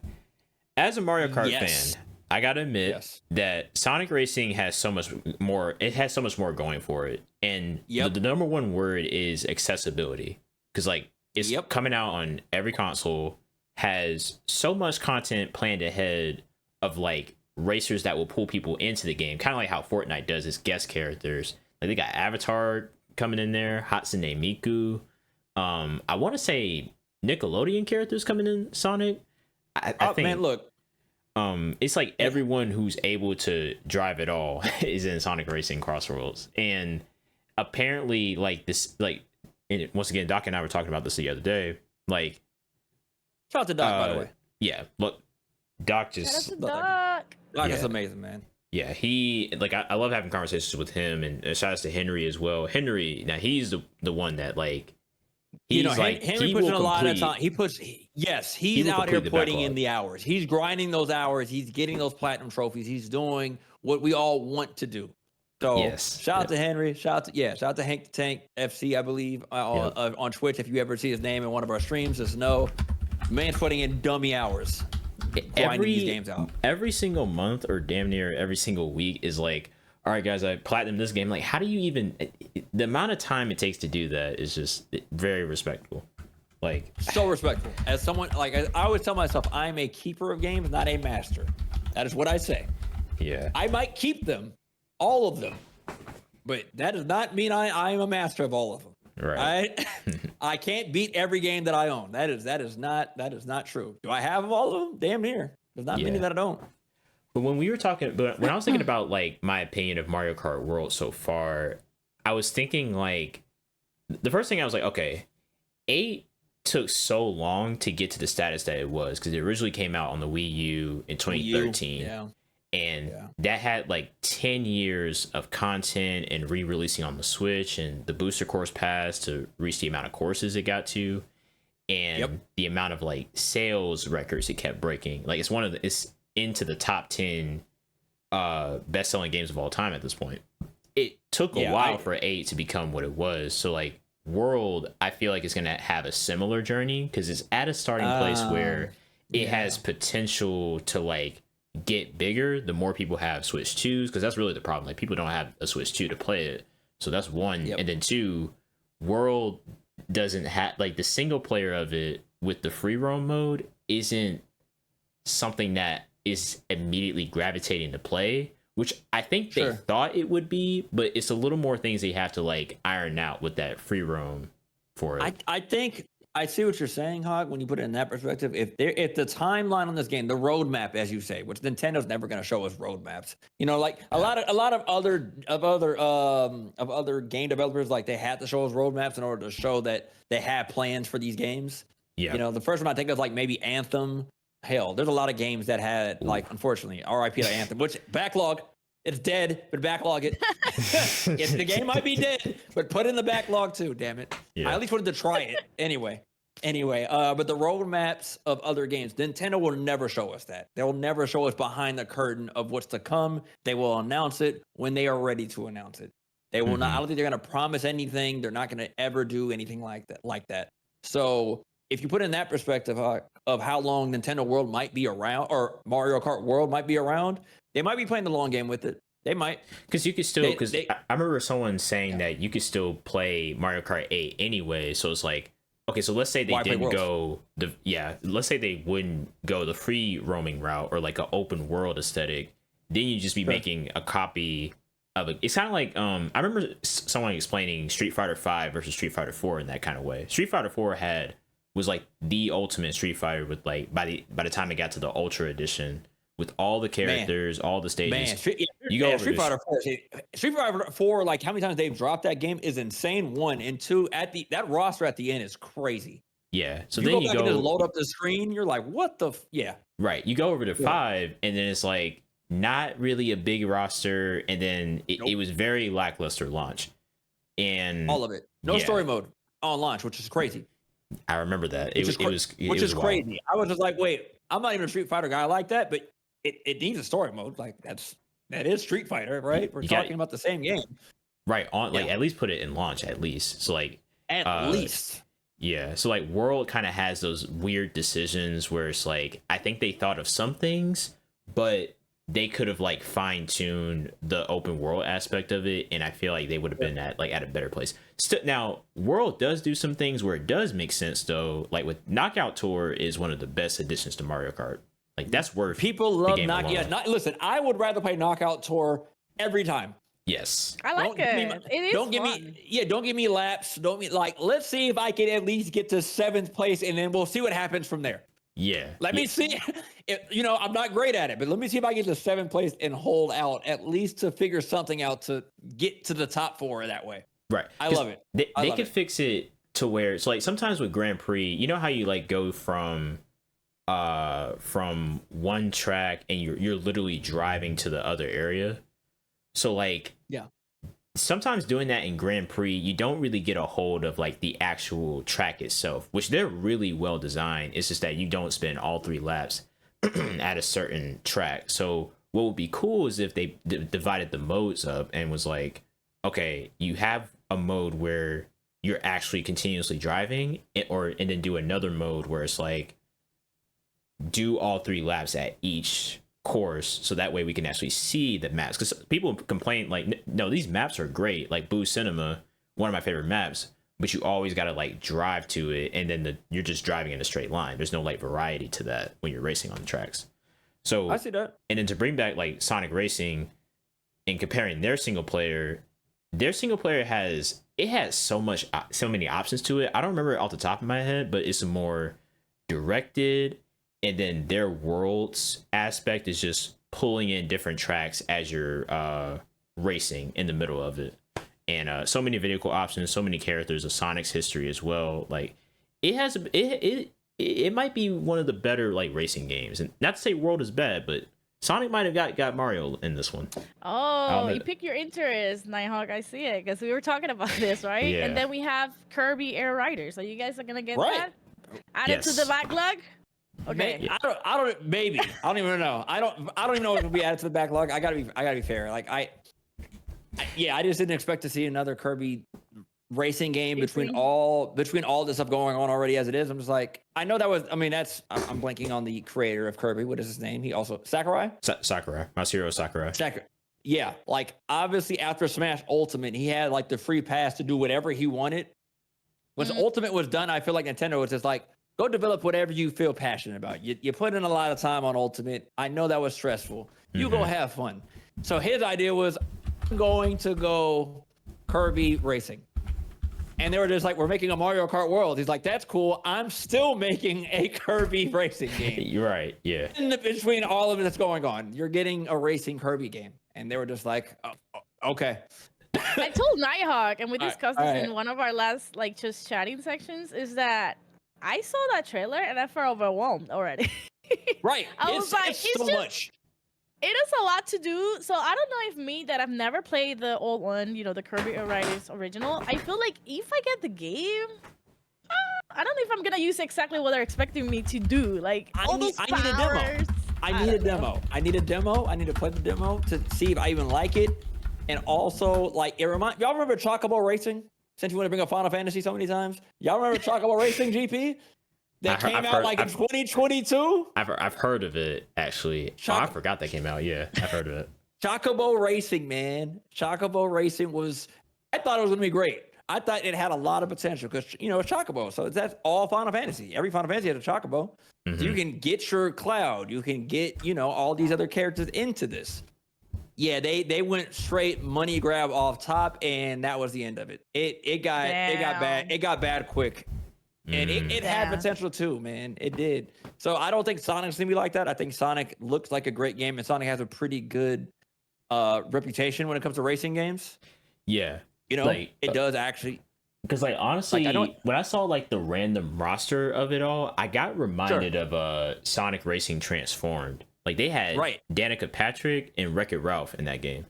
See what I'm saying? Insane. Yes, it's in that same space. So, but that's a good game. People always stand by that one. Crash Team Racing is another one that people will stand by till this day. That Crash Team Racing was the best race. There's a lot of them. Diddy Kong Racing still holds up, apparently. People are like, it was better than Mario Kart 64. That's crazy, but that's fine that people feel that way.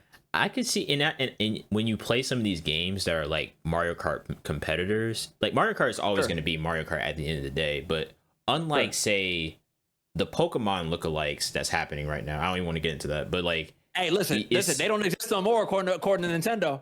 They already got that patent won, baby. Ain't nobody making another Nintendo game or another Pokemon game as long as Nintendo's around. Don't you dare even think about making another Pokemon-like game, because Power World apparently opened up something we never would have thought we'd see in the gaming industry. And it's a shame too, because Power World had that that potential to show yo, you could do another style of this. You could take this Pokemon thing up to another level, to the next level. Yeah, but then unfortunately they kind of bit too much off of Pokemon. Literally, they didn't even hide the influences of it. No. At least with other racing games, they were able to have their own style of their franchise within it. Crash Team Racing, Sonic Racing, Kirby Air Riders, all that.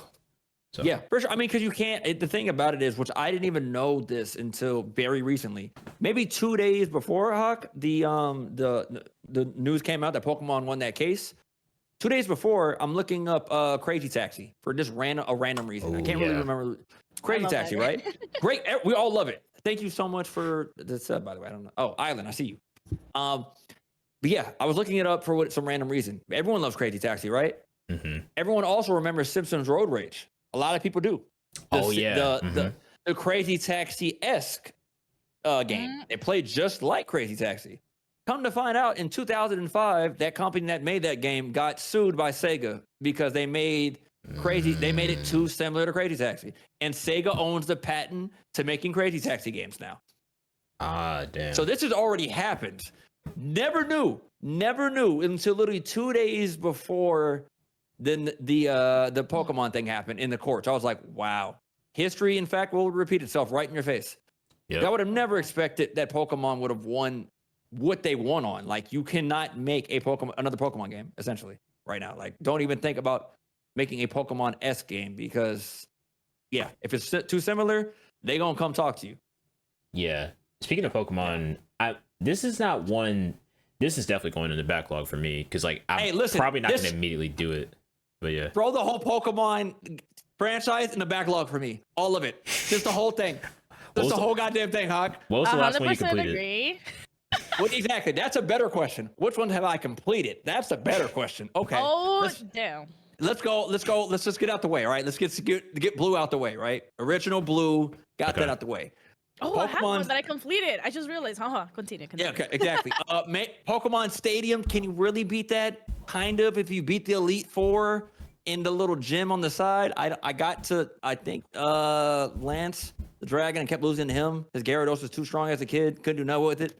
Oh, so yeah. Okay. I don't think I technically beat Pokemon Stadium, but we'll move on from there. After that, for sure beat Diamond on the DS. Yep. Beat it all the way through. Beat that one. Great. I liked it. Floatzel was my guy. Floatzel got me out of a lot of situations. Completed. So to answer Sherry's question, completed. Let's say that's like just victory road. You beat the champion.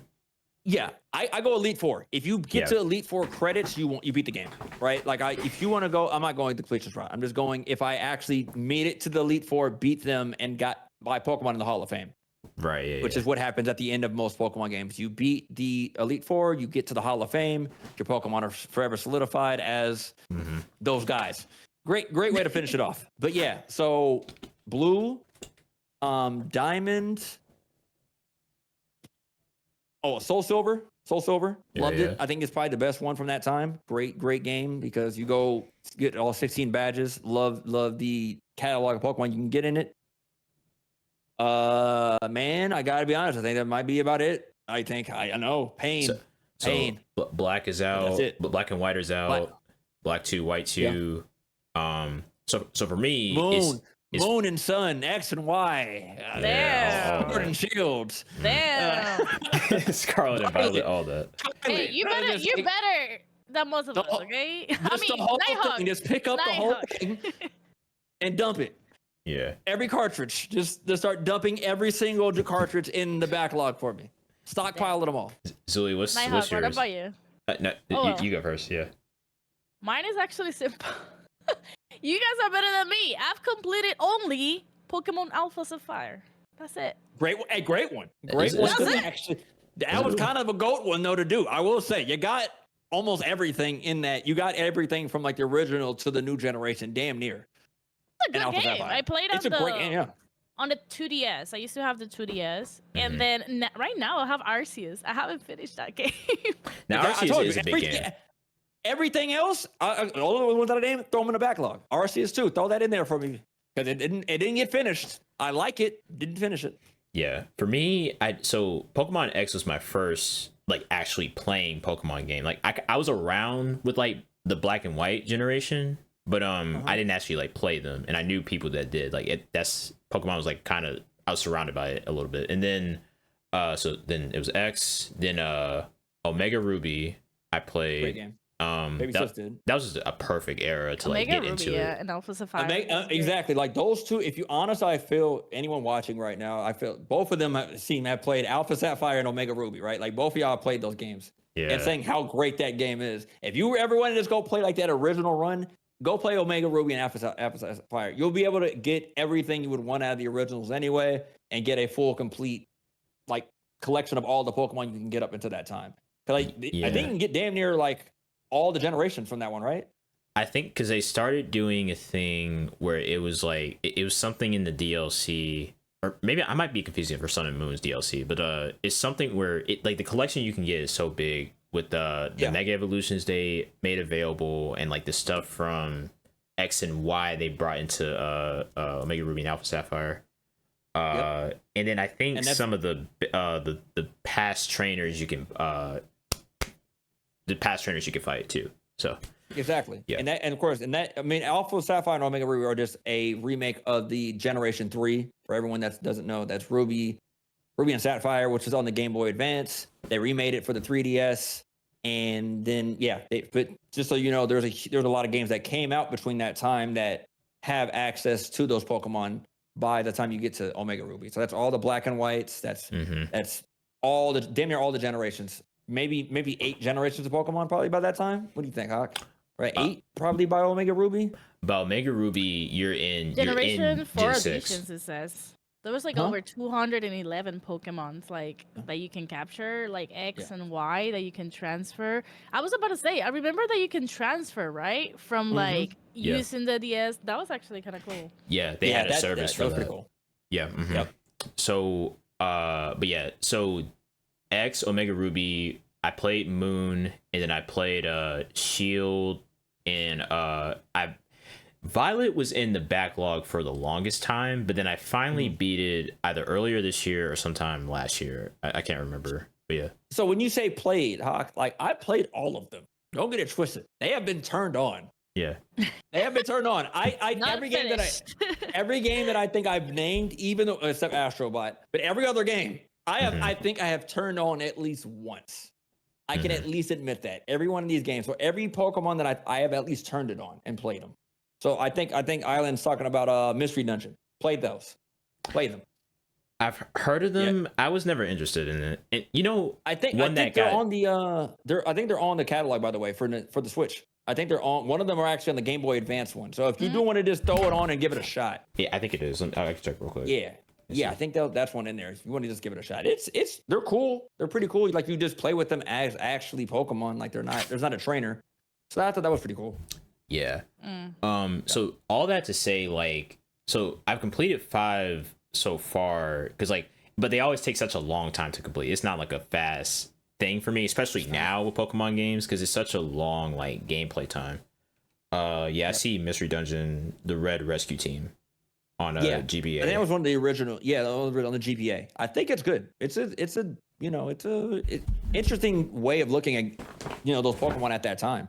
Yeah, I might give it a try. Speaking with the Animal Crossing Pokemon game's insane, by the way. When Ditto turns into a human and starts doing things, I was not expecting that. I was not expecting that. That was interesting. Animal Crossing fans have been wanting to get an Animal Crossing game, which I love. Animal Crossing, the last one that they dropped.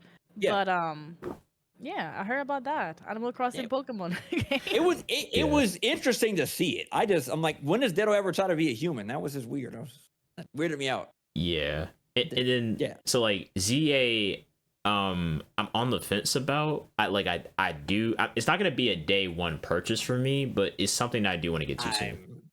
I am so worried about that game. Mm. I am so everything worried about it. The DLC before the game even comes out is a crazy pull.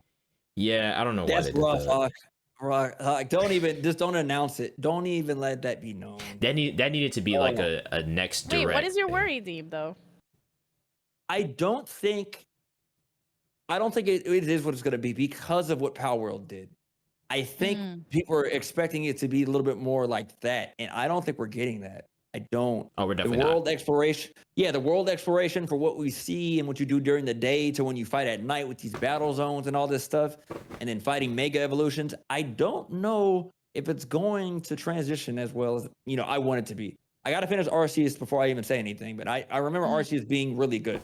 I remember playing like an hour and a half into it, and I was just like, oh, this feels different in a good way. Like this seems really, really cool. I don't feel that way about GA right now. I don't. I've seen it. I was at PAX West. They had a whole bunch of demos open for it for people to play it. I was watching it being played. You have to fight the Mega Evolution with the Pokemon. And just, I don't know. Interesting.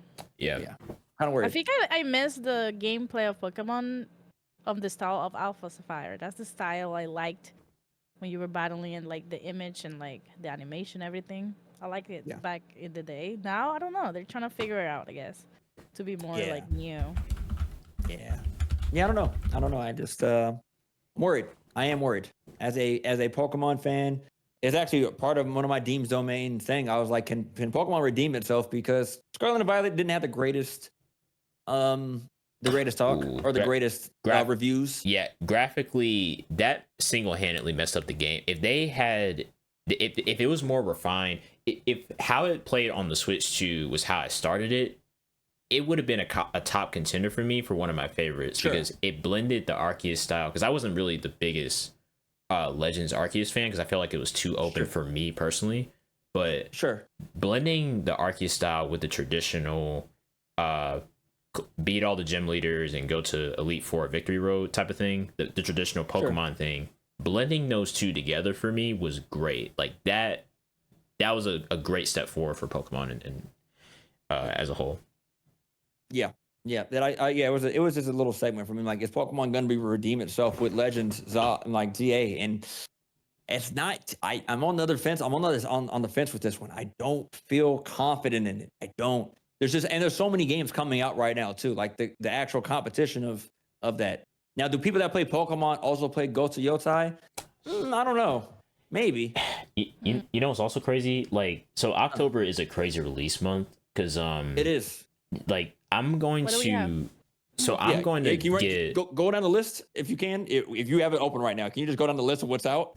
Sure. What's coming out in October? So because we're like 10 days away from this, just so everyone knows. Right. Like cross. So oh my God. Sonic Racing, real quick, is actually September 25th, which is Sonic Racing. Yeah, that's 4 days from now. Oh my God. Yeah. I thought that was already out, so it's like it's been only like people trying the beta and stuff like that. The closed beta was out already. I got confused. Okay. Yeah. And the unfortunate thing with Sonic Racing, what I was actually talking about with Doc was that he was like, he saw that Switch version and he was like, yeah, let's go ahead and wait for the Switch 2 edition because this was looking a little iffy. And I could wait 3 months on it because if it means like just waiting for the better version and I have so many other games to play, let me not get this game now and then like have it sit on the backlog once like we're talking about. So it'll end up on the backlog and probably never play it again. So yeah, good call. All right, we have that one. We got that. What else we got? Ghost of Yotai, obviously. Yeah. Borderlands 4 is already here, right? Borderlands 4. That came like 2 days ago. Yep. We have a Digimon story game. You guys are gonna get that? Oh, Digimon Story is already out. Oh my. Oh yeah, someone rated me the other day playing Time that Stranger. game. Yeah, someone played that the other day. Yeah. I'm gonna check that out. Also, Little Nightmares is next month. Little Nightmares 3 is next month. 3, which damn, they're doing games really quick. Don't you think? Like Julie, this conversation about a backlog is you chose the worst time. Y'all chose the worst time to have this conversation. Okay, this is what I don't understand, right? There's certain developers like Little Nightmares. They're bringing right away games quickly, but we have other game developers that they're like, oh, in 5 to 10 years. Like, I get it. The Little Nightmares demo 3 is out now. Thanks, Didi. I might turn that on as soon as I stop playing Shinobi or Hollow Knight Silk Song. Or so never. So never. I'm never going to get Pokemon Legends ZA that we just discussed. Let's add Little Nightmares, the whole thing, to the backlog as well for me. Dump them. I've seen everyone else play them. I never played them. Sue me. What about Ninja Gaiden 4? Playing that for day one for me. I'm gonna try to. Is that on Game Pass? DC Zulia? Yeah, it might be. It might be. Yeah. Okay. It is. I might try it through that. Yeah. Yeah. What about Outer Worlds 2? Boom, playing it day one. Give it to me. I love the first one. I love the first Outer Worlds. How do you divide your time to play all these games, Dean? Explain. I don't. And I don't. Another question I do have is like, how do you even manage your backlog? As we go through these games, the game list, how do you manage it? I don't. I should. That's why I'm thank you, Raheem. If he's still in the chat, thank you for sending me that list. I think that will help me. I think that's going to help me do this a little bit better. But that's the question that I think all needs to be asked, at least for me. I don't know how I'm going to tackle this backlog. I don't know. Can you guys add to that answer what is the biggest struggle for you to get to the backlog? Is it because you lost interest of the game? Just mention like one that you just lost interest, or because obviously life, like or time. You gotta do things in time. So add that to the answer. For me, my free time is not just it used to just be like video games used to be like the king of my free time. Like that was the main thing. Because we didn't have responsibilities, right? that and then like I wasn't into other things like like when I got into music, sometimes listening to new albums, which backlog wise, music album, we don't even want to. That's not even big enough for my stream. I could do a 12-hour stream on how many music albums I need to get to. But which one day you will, or one day you'll break that down to 12 hours into some other content. Oh, for sure. Yeah, I hope sit on that. Sit on that. Yeah. Sit on that one. But music took a piece of that free time, like took a piece of the free time, and then when I started getting more into like or like movies I haven't seen that I want to like make time for, which already that's a huge time sink because like you got to separate 1-2 hours, however long a movie is, to like take time to watch it. And then TV shows, anime specifically, y'all know that's been a big thing for me lately.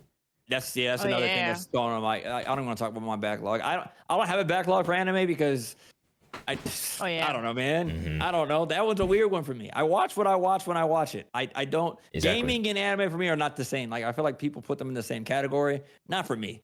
I can different, right? It depends on the mood. And like I skip anime for like, remember Naiho, we had this conversation on an Uber ride to one of the conventions. I have a list theme on my phone. I sent it to Nighthawk of all the animes I haven't seen, but I want to see. And I skipped anime for a whole like a year or two. I actually didn't watch nothing, but then now I'm back.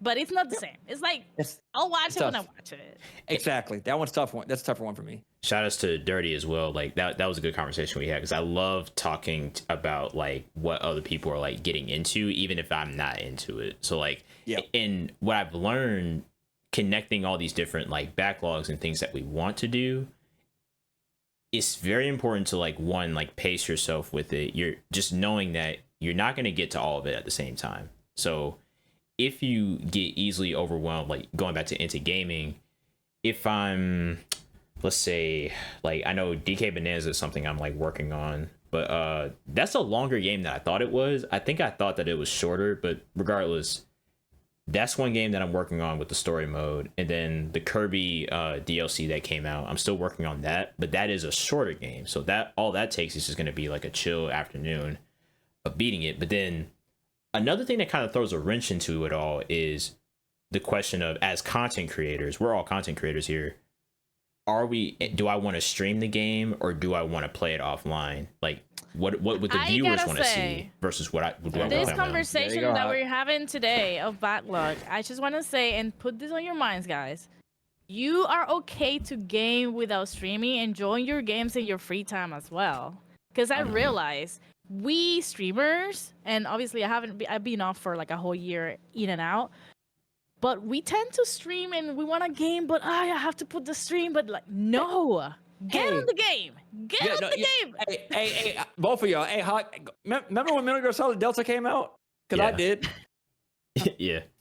Oh yeah. That kind of came and went too, actually. Only played it once.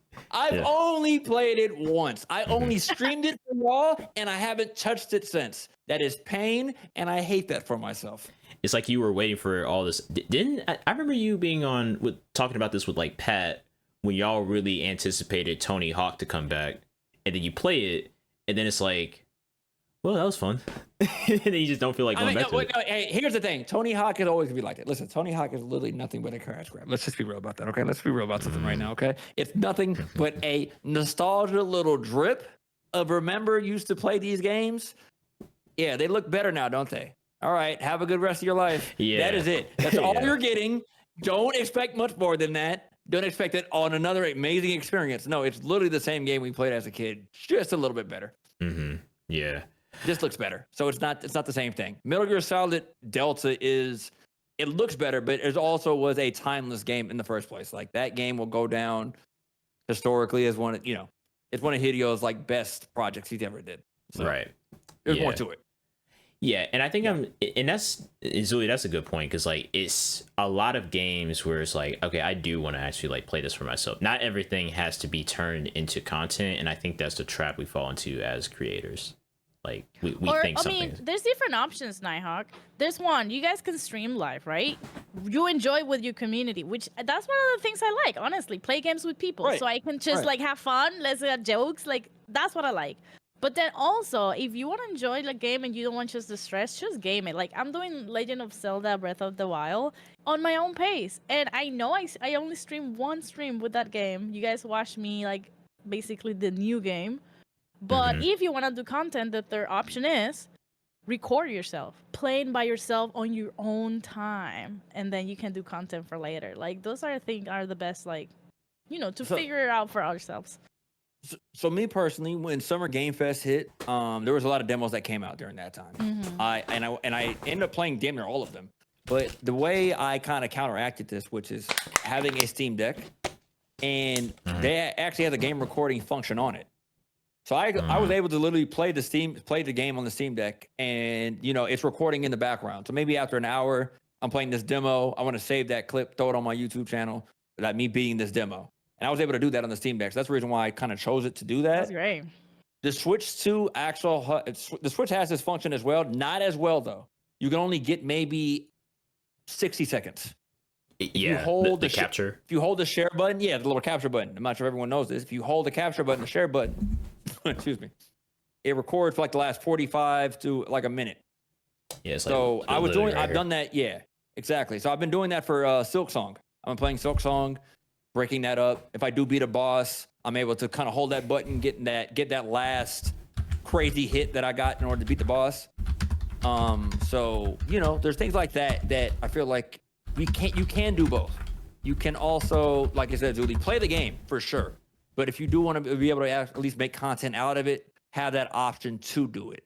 I feel like it's an important part as a content creator because, not a proof of saying that you beat a game, but I feel like it does help in other conversations and stuff like that as a content creator. If you not sure that you beat it, but for sure have some type of content about it that you can actually go point back to, that you like here's a proof of me actually playing this game. Right. I was actually thinking of I did a similar thing with like Star Wars Jedi Survivor, because at some point I was like, okay, I'm not going to be able to stream this, but let me at least just record it offline and then don't even have my camera up, just me with my voice, right. and then just a game. Still haven't released the footage, was like that's a whole other thing. Like you could sometimes get into a backlog with your content as well. Oh, but the backlogs, yeah. It's a whole backlogs are backlog. Yeah, but then I think knowing it's like, okay, if I'm not going to get to this now, maybe this is something I could bring up later. Like there could be another Star Wars Jedi game, which I feel like they're going to do that. I don't know when, but it feels like it was leading to a third game to make a trilogy of it all. Maybe I could bring up my time with Survivor then for like the YouTube side, because I streamed it before, but then I wanted to upload it for YouTube as like, hey, here's a game that I played through. So if you're not going to bring it up immediately, it could always be something that you could bring up later on. So what's a game, just to finish up, like what's a game that you guys have on your backlog that you regret you haven't finished it? It's been so good, but you regret it. Damn, I haven't Expedition finished this 33. game. Let's just good right here, Hawk. Damn! Expedition 33, baby. That's the one. That's I the gave one. you a high five. Gave you a thing, a high five. Yeah. There we go. other hand, real quick. Do it one more time. Yes, sir. Yes, sir. Boom. Yep. There we go. Yep. Got it. Boom. Right there. Expedition 33. Game of the year, baby. Haven't beat it. Let's move on. Let me. What I don't even know. Where have you? Okay, let me tell you where I've reached, because I feel like you're ahead of me. Maybe a little bit, not by much. Go ahead. Have you seen the girl who has the magic ability with the cards? Not magic ability with what now? The cards. It's like this purple energy. Okay. Yeah. I seen her. She's dope. She has like a little stacking ability and stuff like that. She has a dope style. That's where I reached, I think, and I'm in that little village that they met her in. Yeah, I think that's where okay. So I'm a little bit. Yeah, then I'm a little bit in front of you. Yeah. Okay. Maybe another hour and a half, 2 in front of you. Maybe. Mm-hmm. How many hours is in total? I think it's a 35. I believe. Oh, wow. It's about like 35, 40, maybe 20. Around like 28, close to 30 for the main story. And if you go for side quests will extend it. Yeah. But Expedition 33, Game of the Year, and me and Hawk have both started it. We see that it's beautiful. It has revolutionized the genre again when it comes to turn-based RPGs. All the Final Fantasy. I'm not sure if you heard about this, Zuli, but Square Enix actually went to the studio that developed it for like inspiration. Like Square Enix, which is the GOAT of RPGs, were just like, hey, can we just walk through real quick to see? Because they knew how big of a game that was and how generationally that changed RPGs again. The same thing that Final Fantasy VII did is the same thing that kind of Expedition 33 kind of did. It kind of flipped the whole RPG genre on its head. Okay, you guys have to play it now so I can watch it. Yeah, I know. I love watching through the stream. I'm not going to play it possibly because, I don't know if it's my thing. But you guys have to finish it. So that's a must do. Yeah, I know. Yeah. You guys are both on the same game then for the same answer. Nighthawk, you as well. That's the game that you're like regretting you haven't finished. Yeah, because Or it's you like gonna finish? I have a passion to really like. This is the one that to actually bring this point home. I first started it on Game Pass because Doc recommended it to me. He actually compared. What he did was he compared it to Mario and Luigi because he knows I love that game in terms of like RPGs, and I love the Mario and Luigi franchise. He's like, yeah, it's kind of the same thing because you have to like time your button presses for each attack, unlike certain turn-based RPGs. So when so I was like, okay, let me just try this on Game Pass real quick, and it was getting to the point where Game Pass was renewing, and because I was slow at beating it, because so like I was like, okay, maybe I could just save money by like beating it within a certain amount of time, so that I won't have to pay full price for the game. It like $20 turned into $40, and it turned into $60, and I was like, okay, you know what? Cancel Game Pass, just give me the game, $40. So I basically spent $100 on it, but it's worth it. It's gonna be worth it. It's gonna be Look, honestly, when this physical edition drops, it's gonna be worth it because I don't know if they ever dropped the physical edition for the game, but best believe, Julie, you will see an announcement talking about definitive Game of the Year edition, another rerun of the physical copies if it didn't already happen. People will spend multiple dollars in order to get this physical copy for this game. Yeah, 100%. So 100%. I low-key took an L on that, but then also I feel like it's gonna be worth it because I know there's gonna be a long gameplay time to actually like get into. And Cash mentioned Persona, and Didi mentioned it earlier. Persona is again another game. That was gonna be my game answer. Which one have you played? Yeah. Guys, look at this. My backlog that I regret I haven't finished. Persona 4 Golden. I know Persona 4 Golden. I know exactly what's on that one. Yep. On the PS Vita. Bro, this game caught me on college. I played on college. Caught me, but I didn't finish. I think I'm in like at the end, big bosses, everybody's out with the powers and shit. Mm-hmm. Oh my god, I have to finish this. I'm gonna actually charge it up. I need to finish this game. Like I haven't. Mm-hmm. This is my game. This is my answer. It's one of the best games, and playing it on the Vita, it's actually I feel like it's one of the best. Of the Vita. It is probably top 5 Vita games that have ever come out because the catalog's not very big on the Vita anyway. Mm-hmm. But yeah, I mean it's bigger than Virtual Boy, so that's a start. That's a win. That's a win. I've actually seen people with Vitas when I was going on field trips and stuff. I took it for one of the conventions that we went like 2 years ago. I took it. I was playing in the airport, and somebody recorded me. It's still handheld wise. It's still like the slimmest and feels kind of like it feels good. It still feels good. Listen, if you ever have a Vita in your hand. It feels PlayStation, really. come on, do it. There's reports. There's talks.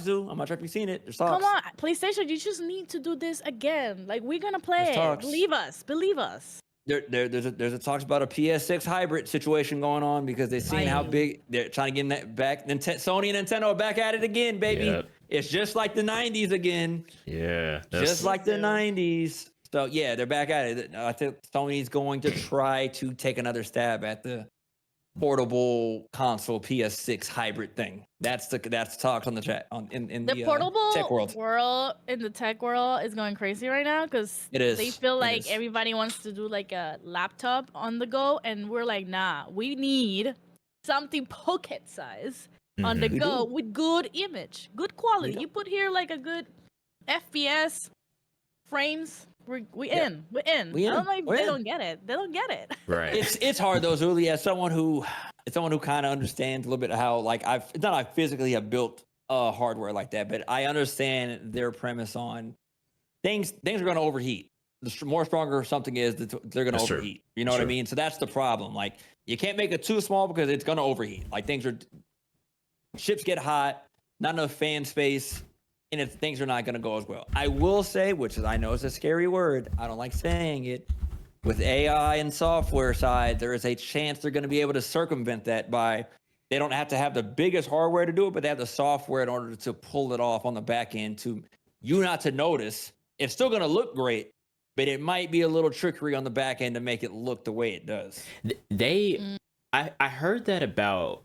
Like that's how Switch 2's was able to pull off their chip. I think there's a little bit of AI involvement in how they did their trip, or like how they coded it in a certain way for that. Yeah, because no, I mean the Switch is an Android. Just so everyone knows. Shocker, I know, but the Nintendo Switch is literally almost the same thing as an Android phone. It is. Yeah. Like if you really look at the hardware that's built inside of it, Nintendo did put something else in it to make it more based on their side. Like they utilize like an NVIDIA chip or something like that, which it might sound wild like for Nintendo purposes, but like using AI for that, like to have like efficiency in the console without like bulking it up or whatever, or sacrificing resources, that's like a good use of it. So exactly. And listen, everyone in the chat, they're like, I don't believe that. Look, my little sister's an artist. All right. I just need to get this out the way now. My little sister's an artist. My baby says Player 4 is an artist. Hand drawn and everything. Really like that. Talented one, guys. Really talented one. I love her to death. And obviously, I am not with using AI art ever. That's never going to be my space. I do feel AI will be used in a lot of ways to make workflows faster, things more efficient, coding, performance wise. I can see it being. It's going to use it for that. It's going to that's what if it's not already being used, probably. And that's the thing. I feel like it's technology is going to move forward. As someone who's the tech guy, I have held off on AI a lot. Like I can only say I started using AI this year. As much as we've heard about it, Chat GPT, I didn't use it till this year. So someone like mentioned that like it's like, okay, on one side I understand that this is the next point of technology that we're going to get to, similar to how like just pulling out something out like typewriters led to like keyboards, and now writing stuff or documents or keeping stuff in files is more efficient. And this might be that next step. It's just all we got to do is just keep it out of the arts specifically. Like 100%. It doesn't need to be in the music. It doesn't need to be low-key, doesn't need to be in the editing room. I know there's editing tips for like there's editing AI stuff out there, but like the generative art AI taking over like the artists' jobs and stuff. Let's keep it out of that. Only for the efficiency, lessening the workload type of stuff, where we could still oversee it as humans, because there's certain stuff that humans can do that AI can't. So that's a little piece on that. Yeah, for sure. Like I said, I've started using it for workflow.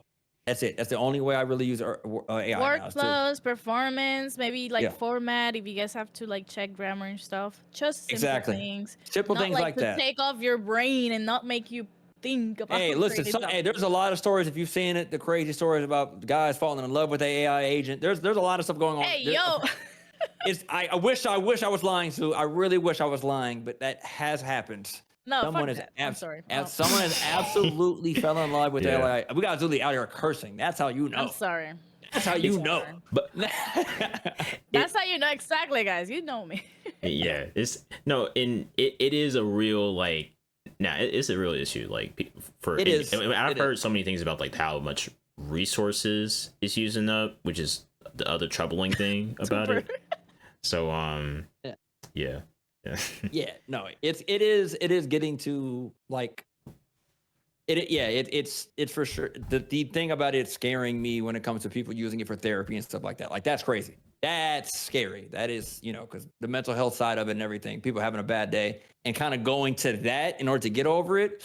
Oh yeah. Kind of a scary sight to see that people really use it for that.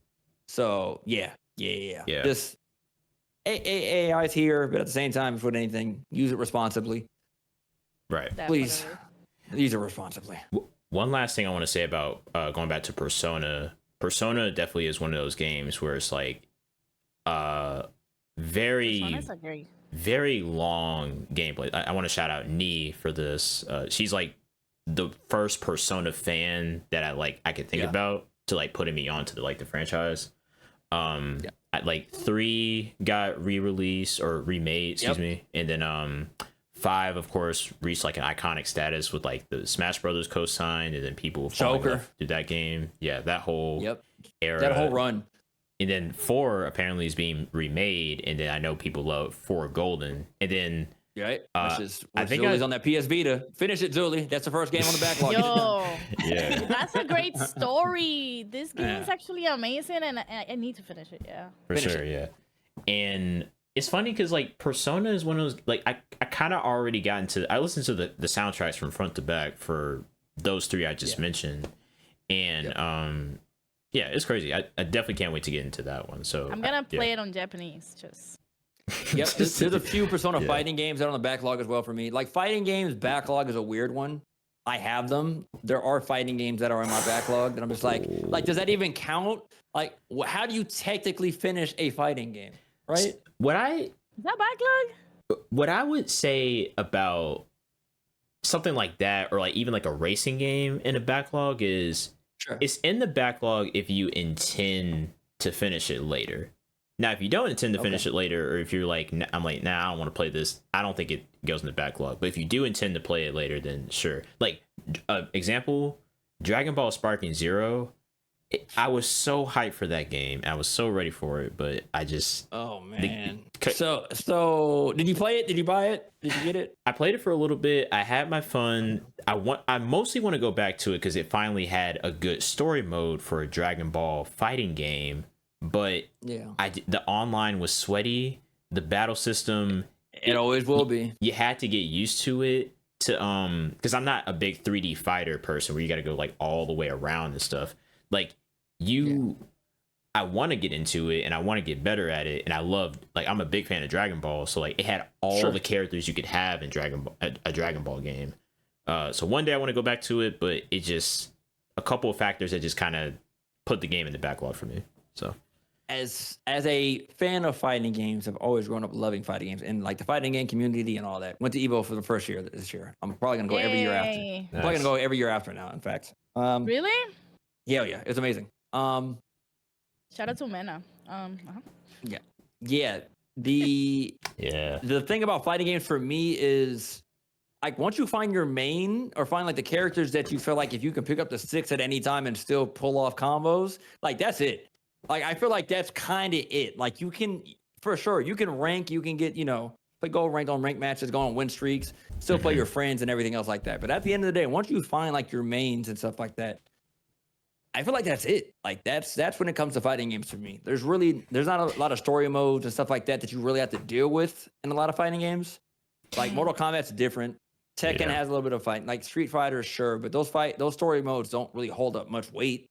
Like that's not the reason why you play these fighting games. I almost got insulted when I talk about fighting games because I said on stream, and I think GQ was that time on my streams. You guys were watching me playing Mortal Kombat. Was it 11? Mm-hmm. It has a story mode, and I said, "Oh, this is one of the best games." I got almost insulted. I was like, "Well, I like the story mode. It was kind of cool. Like all these different characters have to fight because this is going on, and they have a story, and this is the enemies." I was hooked. Yeah, Mortal Kombat has a pretty good storyline. They have put a lot more effort into it than I feel like Tekken or other fighting games. I will say that. I never know the consensus on what's the better story or what's the best story of Mortal Kombat, because like some people Those stories are the ones they use on the movies as well, or no? No, those are different. The movies are completely different. They're kind of ran differently. But it's like when people compare like I remember, I think people really loved X, and I do too. Mortal Kombat X. I love X. That was the first one I actually like actively played. Like I really do love X. Me too. Me too. Like Scorpion, that's my favorite Scorpion design and fighting style. Like he has a little minion that can like grab your legs while you're fighting. Love that guy. Love that. Oh, how many battles you've won? Like hold his legs for me, big dog. I'm coming over there. Just hold him. I wish I was online more when I did have Scorpion in that game. That was my main too. Like I really do love X. Yeah. 11 and 1 have great stories in my opinion, but one I was highly anticipating it. It was that fighting game season with like Street Fighter 6 that just came out, and then Mortal Kombat 1.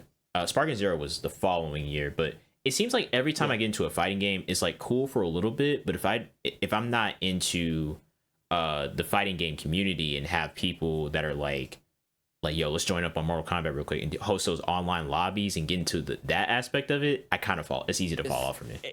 For sure. Like that's the thing about when I didn't play a lot of online fighting games. I always had my brothers. I've always had, you know what I mean? Like we just played against each other. We'd buy it and have fun fighting each other. and stuff like that. But online really wasn't our thing. So it's something that I don't think a lot about when it comes to my fighting games. But again, I love Soul Calibur. Always have loved Soul Calibur. I played I've damn near played all of them, and there was like a little story mode, adventure mode on that one that I loved. Soul Calibur 3. Mortal Kombat. I love them. And that's, especially 9, 10, and 11, which I see, I think it's Ultima Lotus talking about it in the chat right now. Great storylines that you didn't really have to go online to play and have fun with them.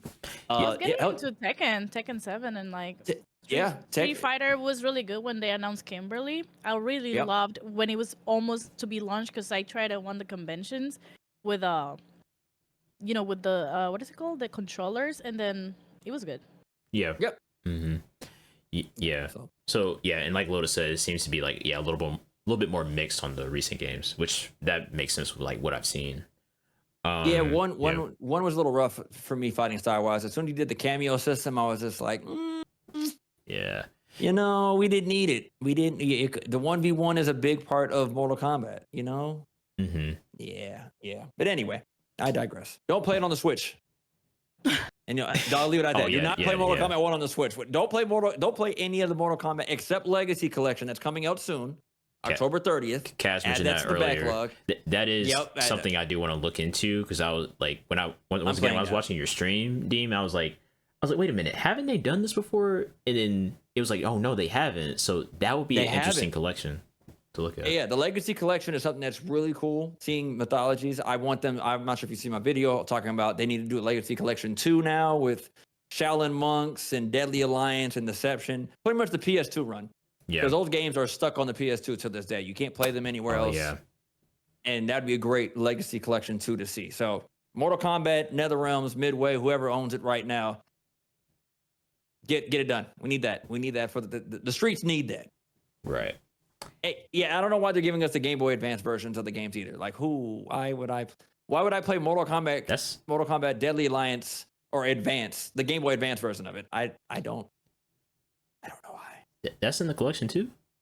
Yes. Who has? It looks just as bad as you think. I didn't even know that even exists. Like, why would you?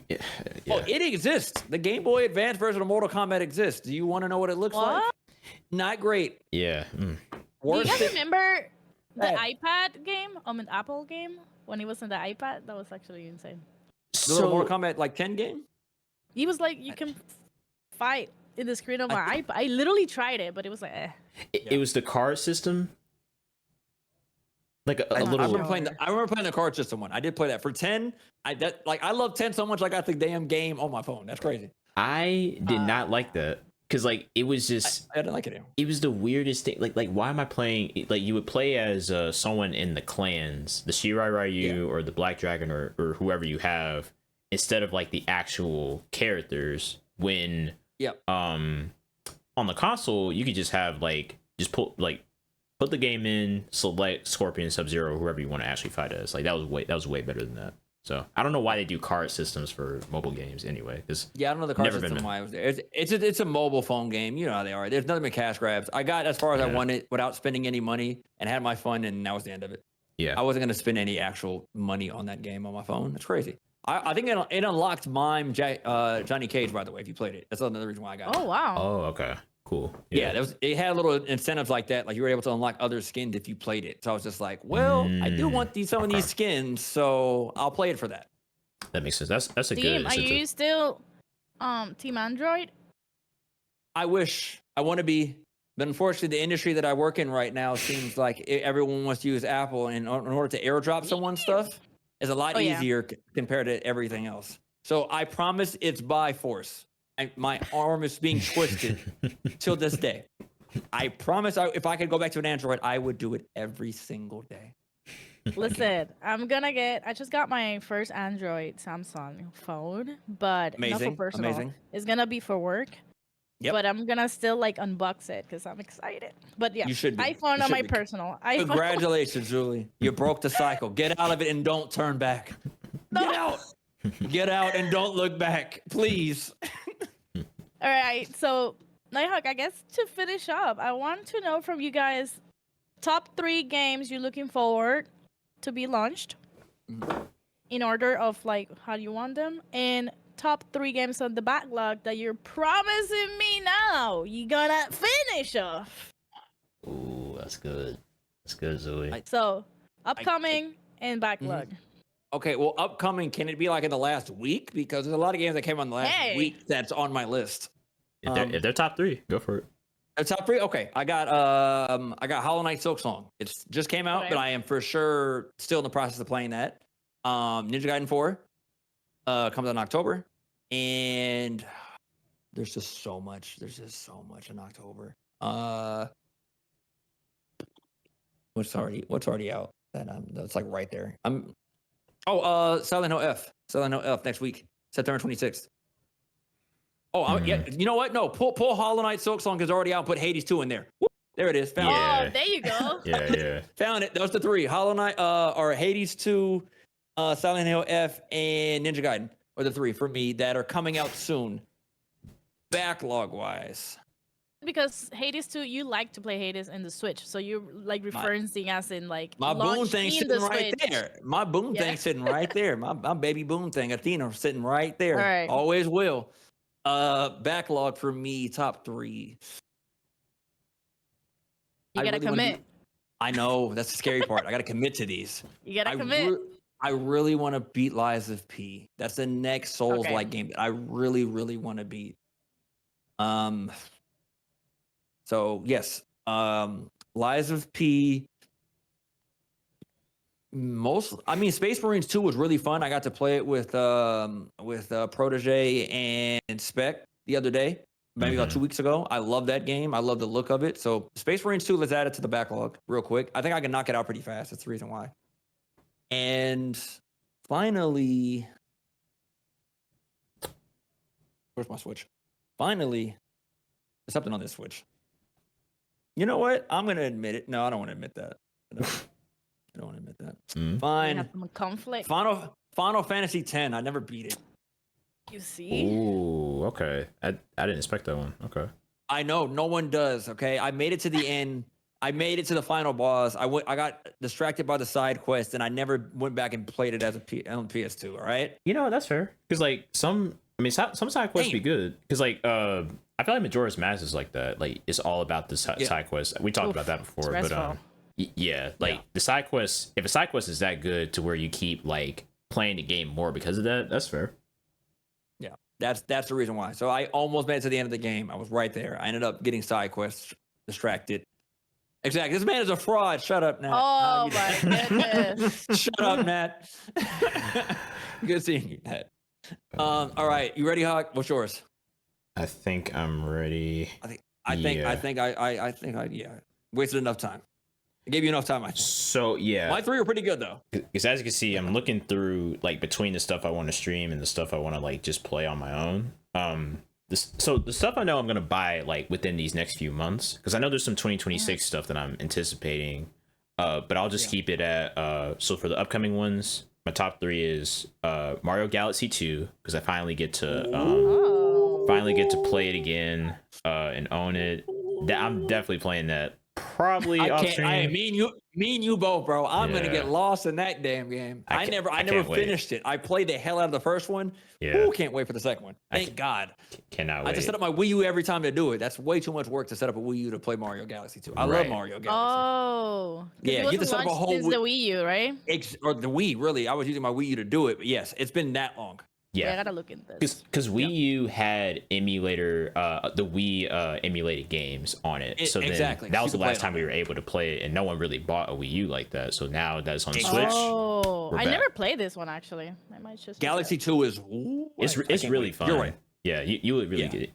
You would like. And you got Yoshi. You get Yoshi now. You didn't get Yoshi in the first one. You get Yoshi in the second. That's already you get a big one. Yeah. All right, what else you got, Hawk? My second one is Mina the Hollower. It's a indie game. The mouse indie game releases on Halloween, and I really want to get into it. There's another shout out to Yacht Club Games. Let me get this out the way real quick. Shout out to Yacht Club Games. We met them at PAX West. Me and Ronell, 8-Bit Close Fist. They let us come up and play it. Nice. They're out here. They're stationed out of Los Angeles. They were some dope friends. They were some dope people. So shout out to them.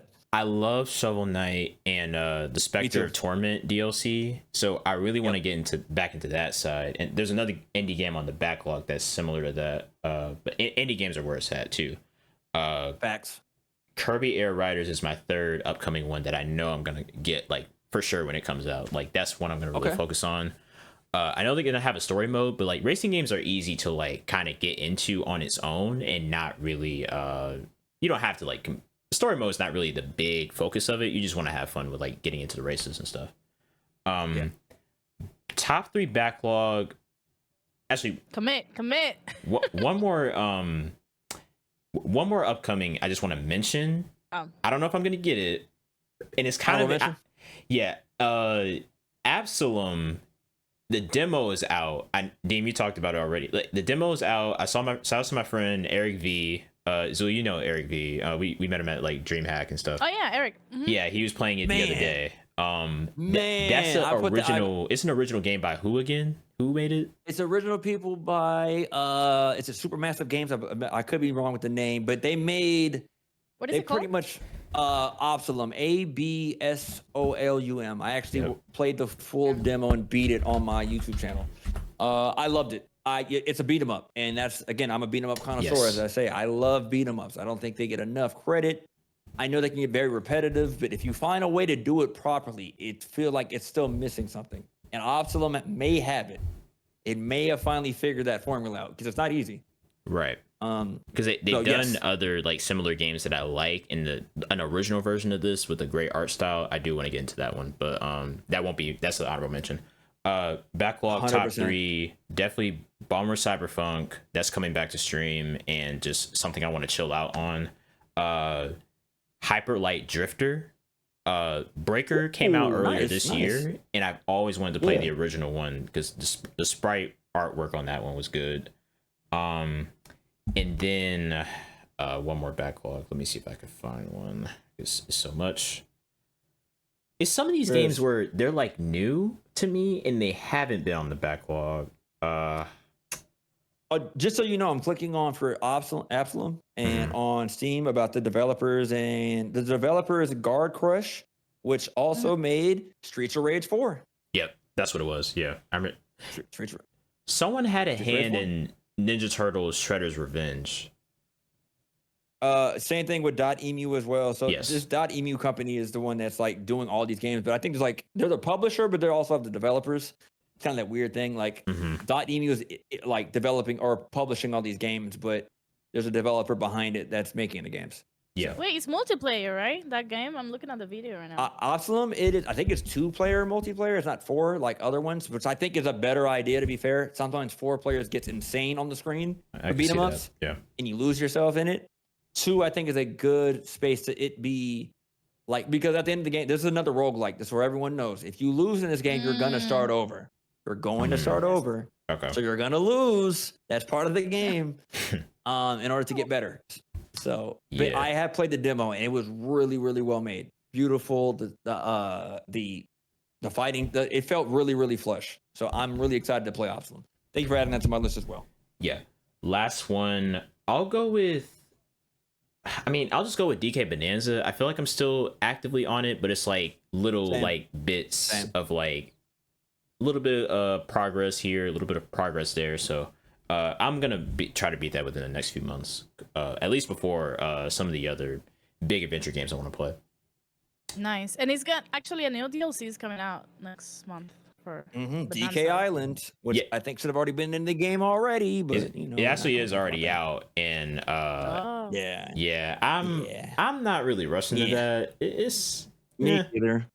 Yeah, it should have been there already. DK Island should have been where you ended the game in the first place. Yeah, like but it is what it is. Yeah, it is. I feel like DK is a game that it wouldn't die. Like you have so much to do, right? Like yes, like if you want to collect on it, you can go on forever. Mm-hmm. Oh, okay. It's so much. If you want to 100% that game, you'll have a great end time doing it. Yeah. All right. Let's go for my top 3 and top 3. So top 3 upcoming games I'm looking forward. I'm gonna go with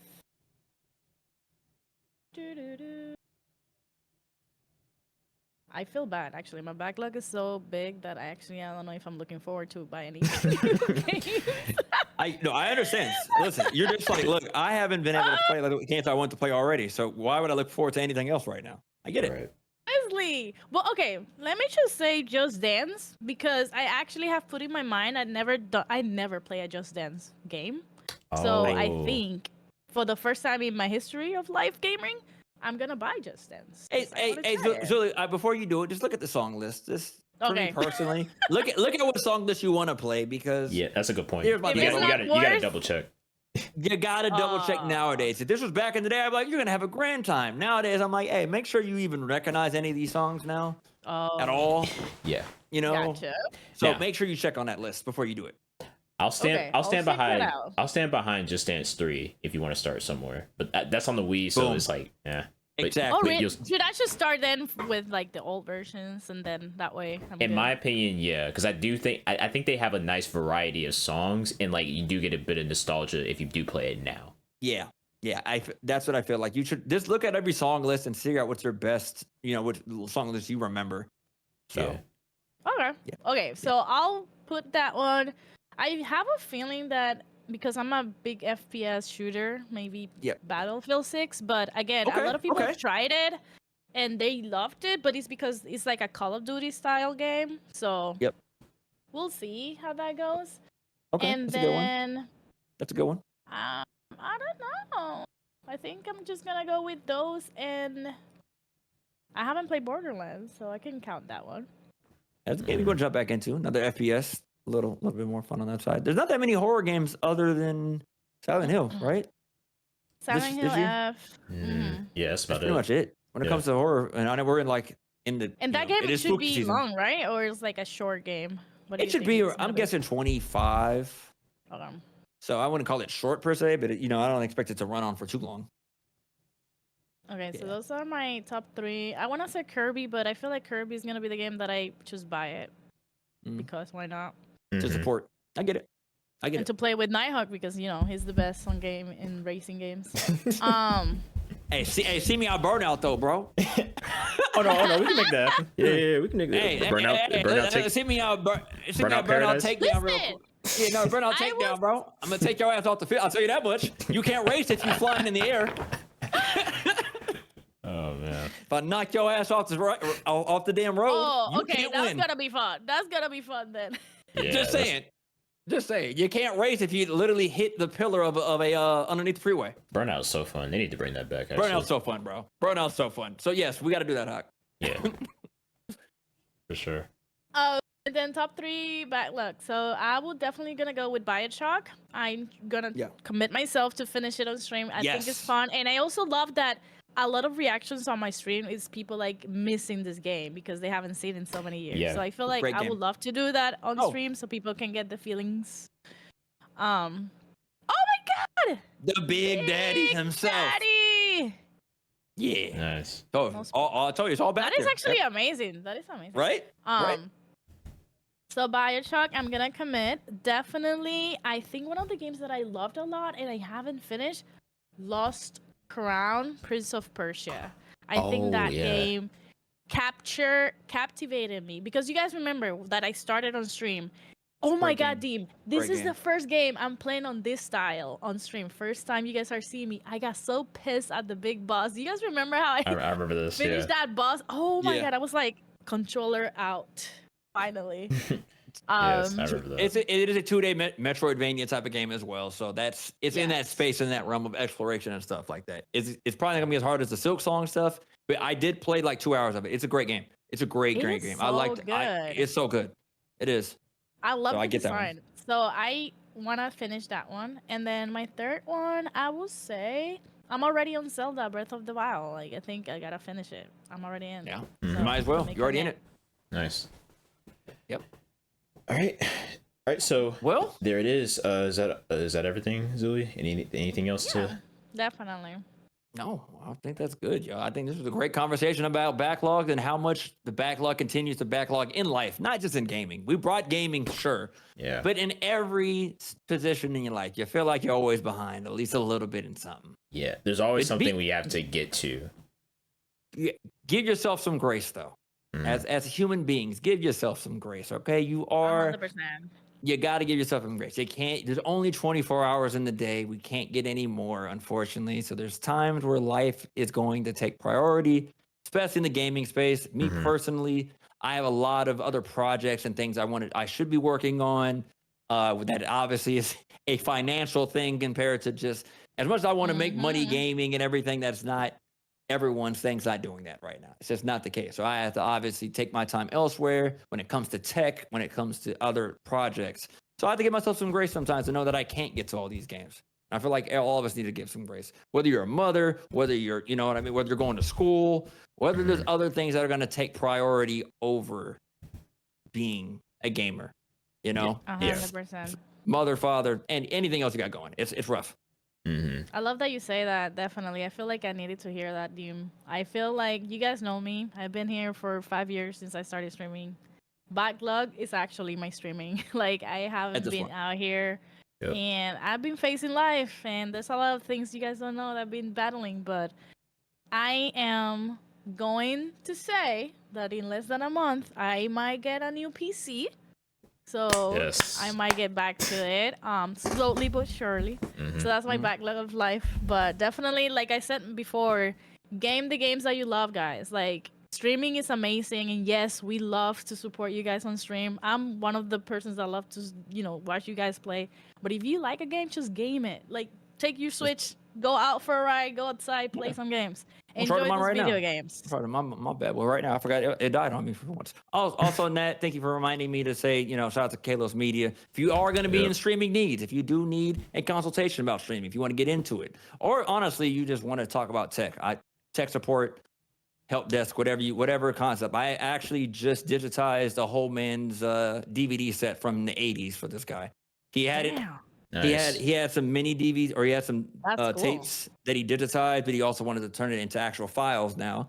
And I literally I had a DVD burner that I bought to burn some Dreamcast games in 2020. Why did I buy a DVD burner in 2020? Who knows? Other than to play some old Dreamcast games. So sure enough, I was able to grab his DVDs and convert them over to him. So now he has these actual digital files, and he can't be more happy. So yeah. Nice. That's great. Yeah. It's not only That's that. Great. Yeah. Thank you, Lizzie, for the resub. Go ahead, bro. Sorry. And also, appreciate the chat for all the input throughout the stream. We got to shout a couple people out making their comments and stuff, but we do see all of y'all. So appreciate y'all for all of this. And pulling up, discussing gaming backlogs with us. Deem, first off, thank you once again for stopping by and doing this whole thing with us. Yeah, love to have the conversation with y'all. I can talk gaming forever. Yes. Yeah. Oh yes. So speaking of that, are you gonna be staying on stream for the rest of the day, or what's your plans? I actually am headed to a Final Fantasy VII pop-up shop cafe in Little Tokyo with the fam. Ooh, nice. I know. It's a lot, but that's what's going on right now. Bro, can you send me a picture? Final Fantasy VII is one of the games I want to get into too, and damn. Yeah, so I actually have to get off now. I actually have to start getting ready. For sure, yeah. I'm gonna go ahead and over and do that with the fam. But again, thank you guys so much, everyone in the chat. Thank you for stopping by. Thank you for all the support.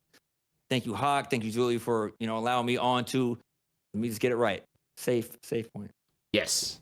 Safe that's the name now. I want to make sure. When Hawk Unplugged. Safe point. When Hawk Unplugged. That's what we're rolling with. Yep. Yeah, exactly. Thank you for allowing me a space to talk in gaming, which I can do forever. Hope to have it back. Hopefully we connected a little bit later about these backlogs to see if we touched any of it. We need an update. Any of it. We need an update. Man. Yep. We need to. Definitely. So. Yeah. Zuli, any last words? Yeah, thank you so much, Dean, for being here. Dean, you know that I'm the big tech girl. I text people, you gotta get the new iPhone. Yo, you gotta get the new Rogue Ally. No, we're not. But I love to talk about tech. I love to know what people are gonna get new tech. So definitely thank you so much, Dean, for being here. One of the reasons I started streaming, the actually guy is Kalos Media himself. Dean is the person that put me on Twitch. And I've always, on all my interviews that I've done in the past, I've always say, Kadeem is the reason that I actually got to stream. So thank you so much for being here with us. I means a lot, definitely Zoe. love you a lot, Deem and Nighthawk. Thank you so much for shutting it up with us. Safe Floyd. Definitely see us on the next one. We're gonna try to do this once a month. And sure. there's a lot of topics to get. There is. So follow Zoo Nebula. We're probably gonna be like in a month back streaming with my new PC and everything. So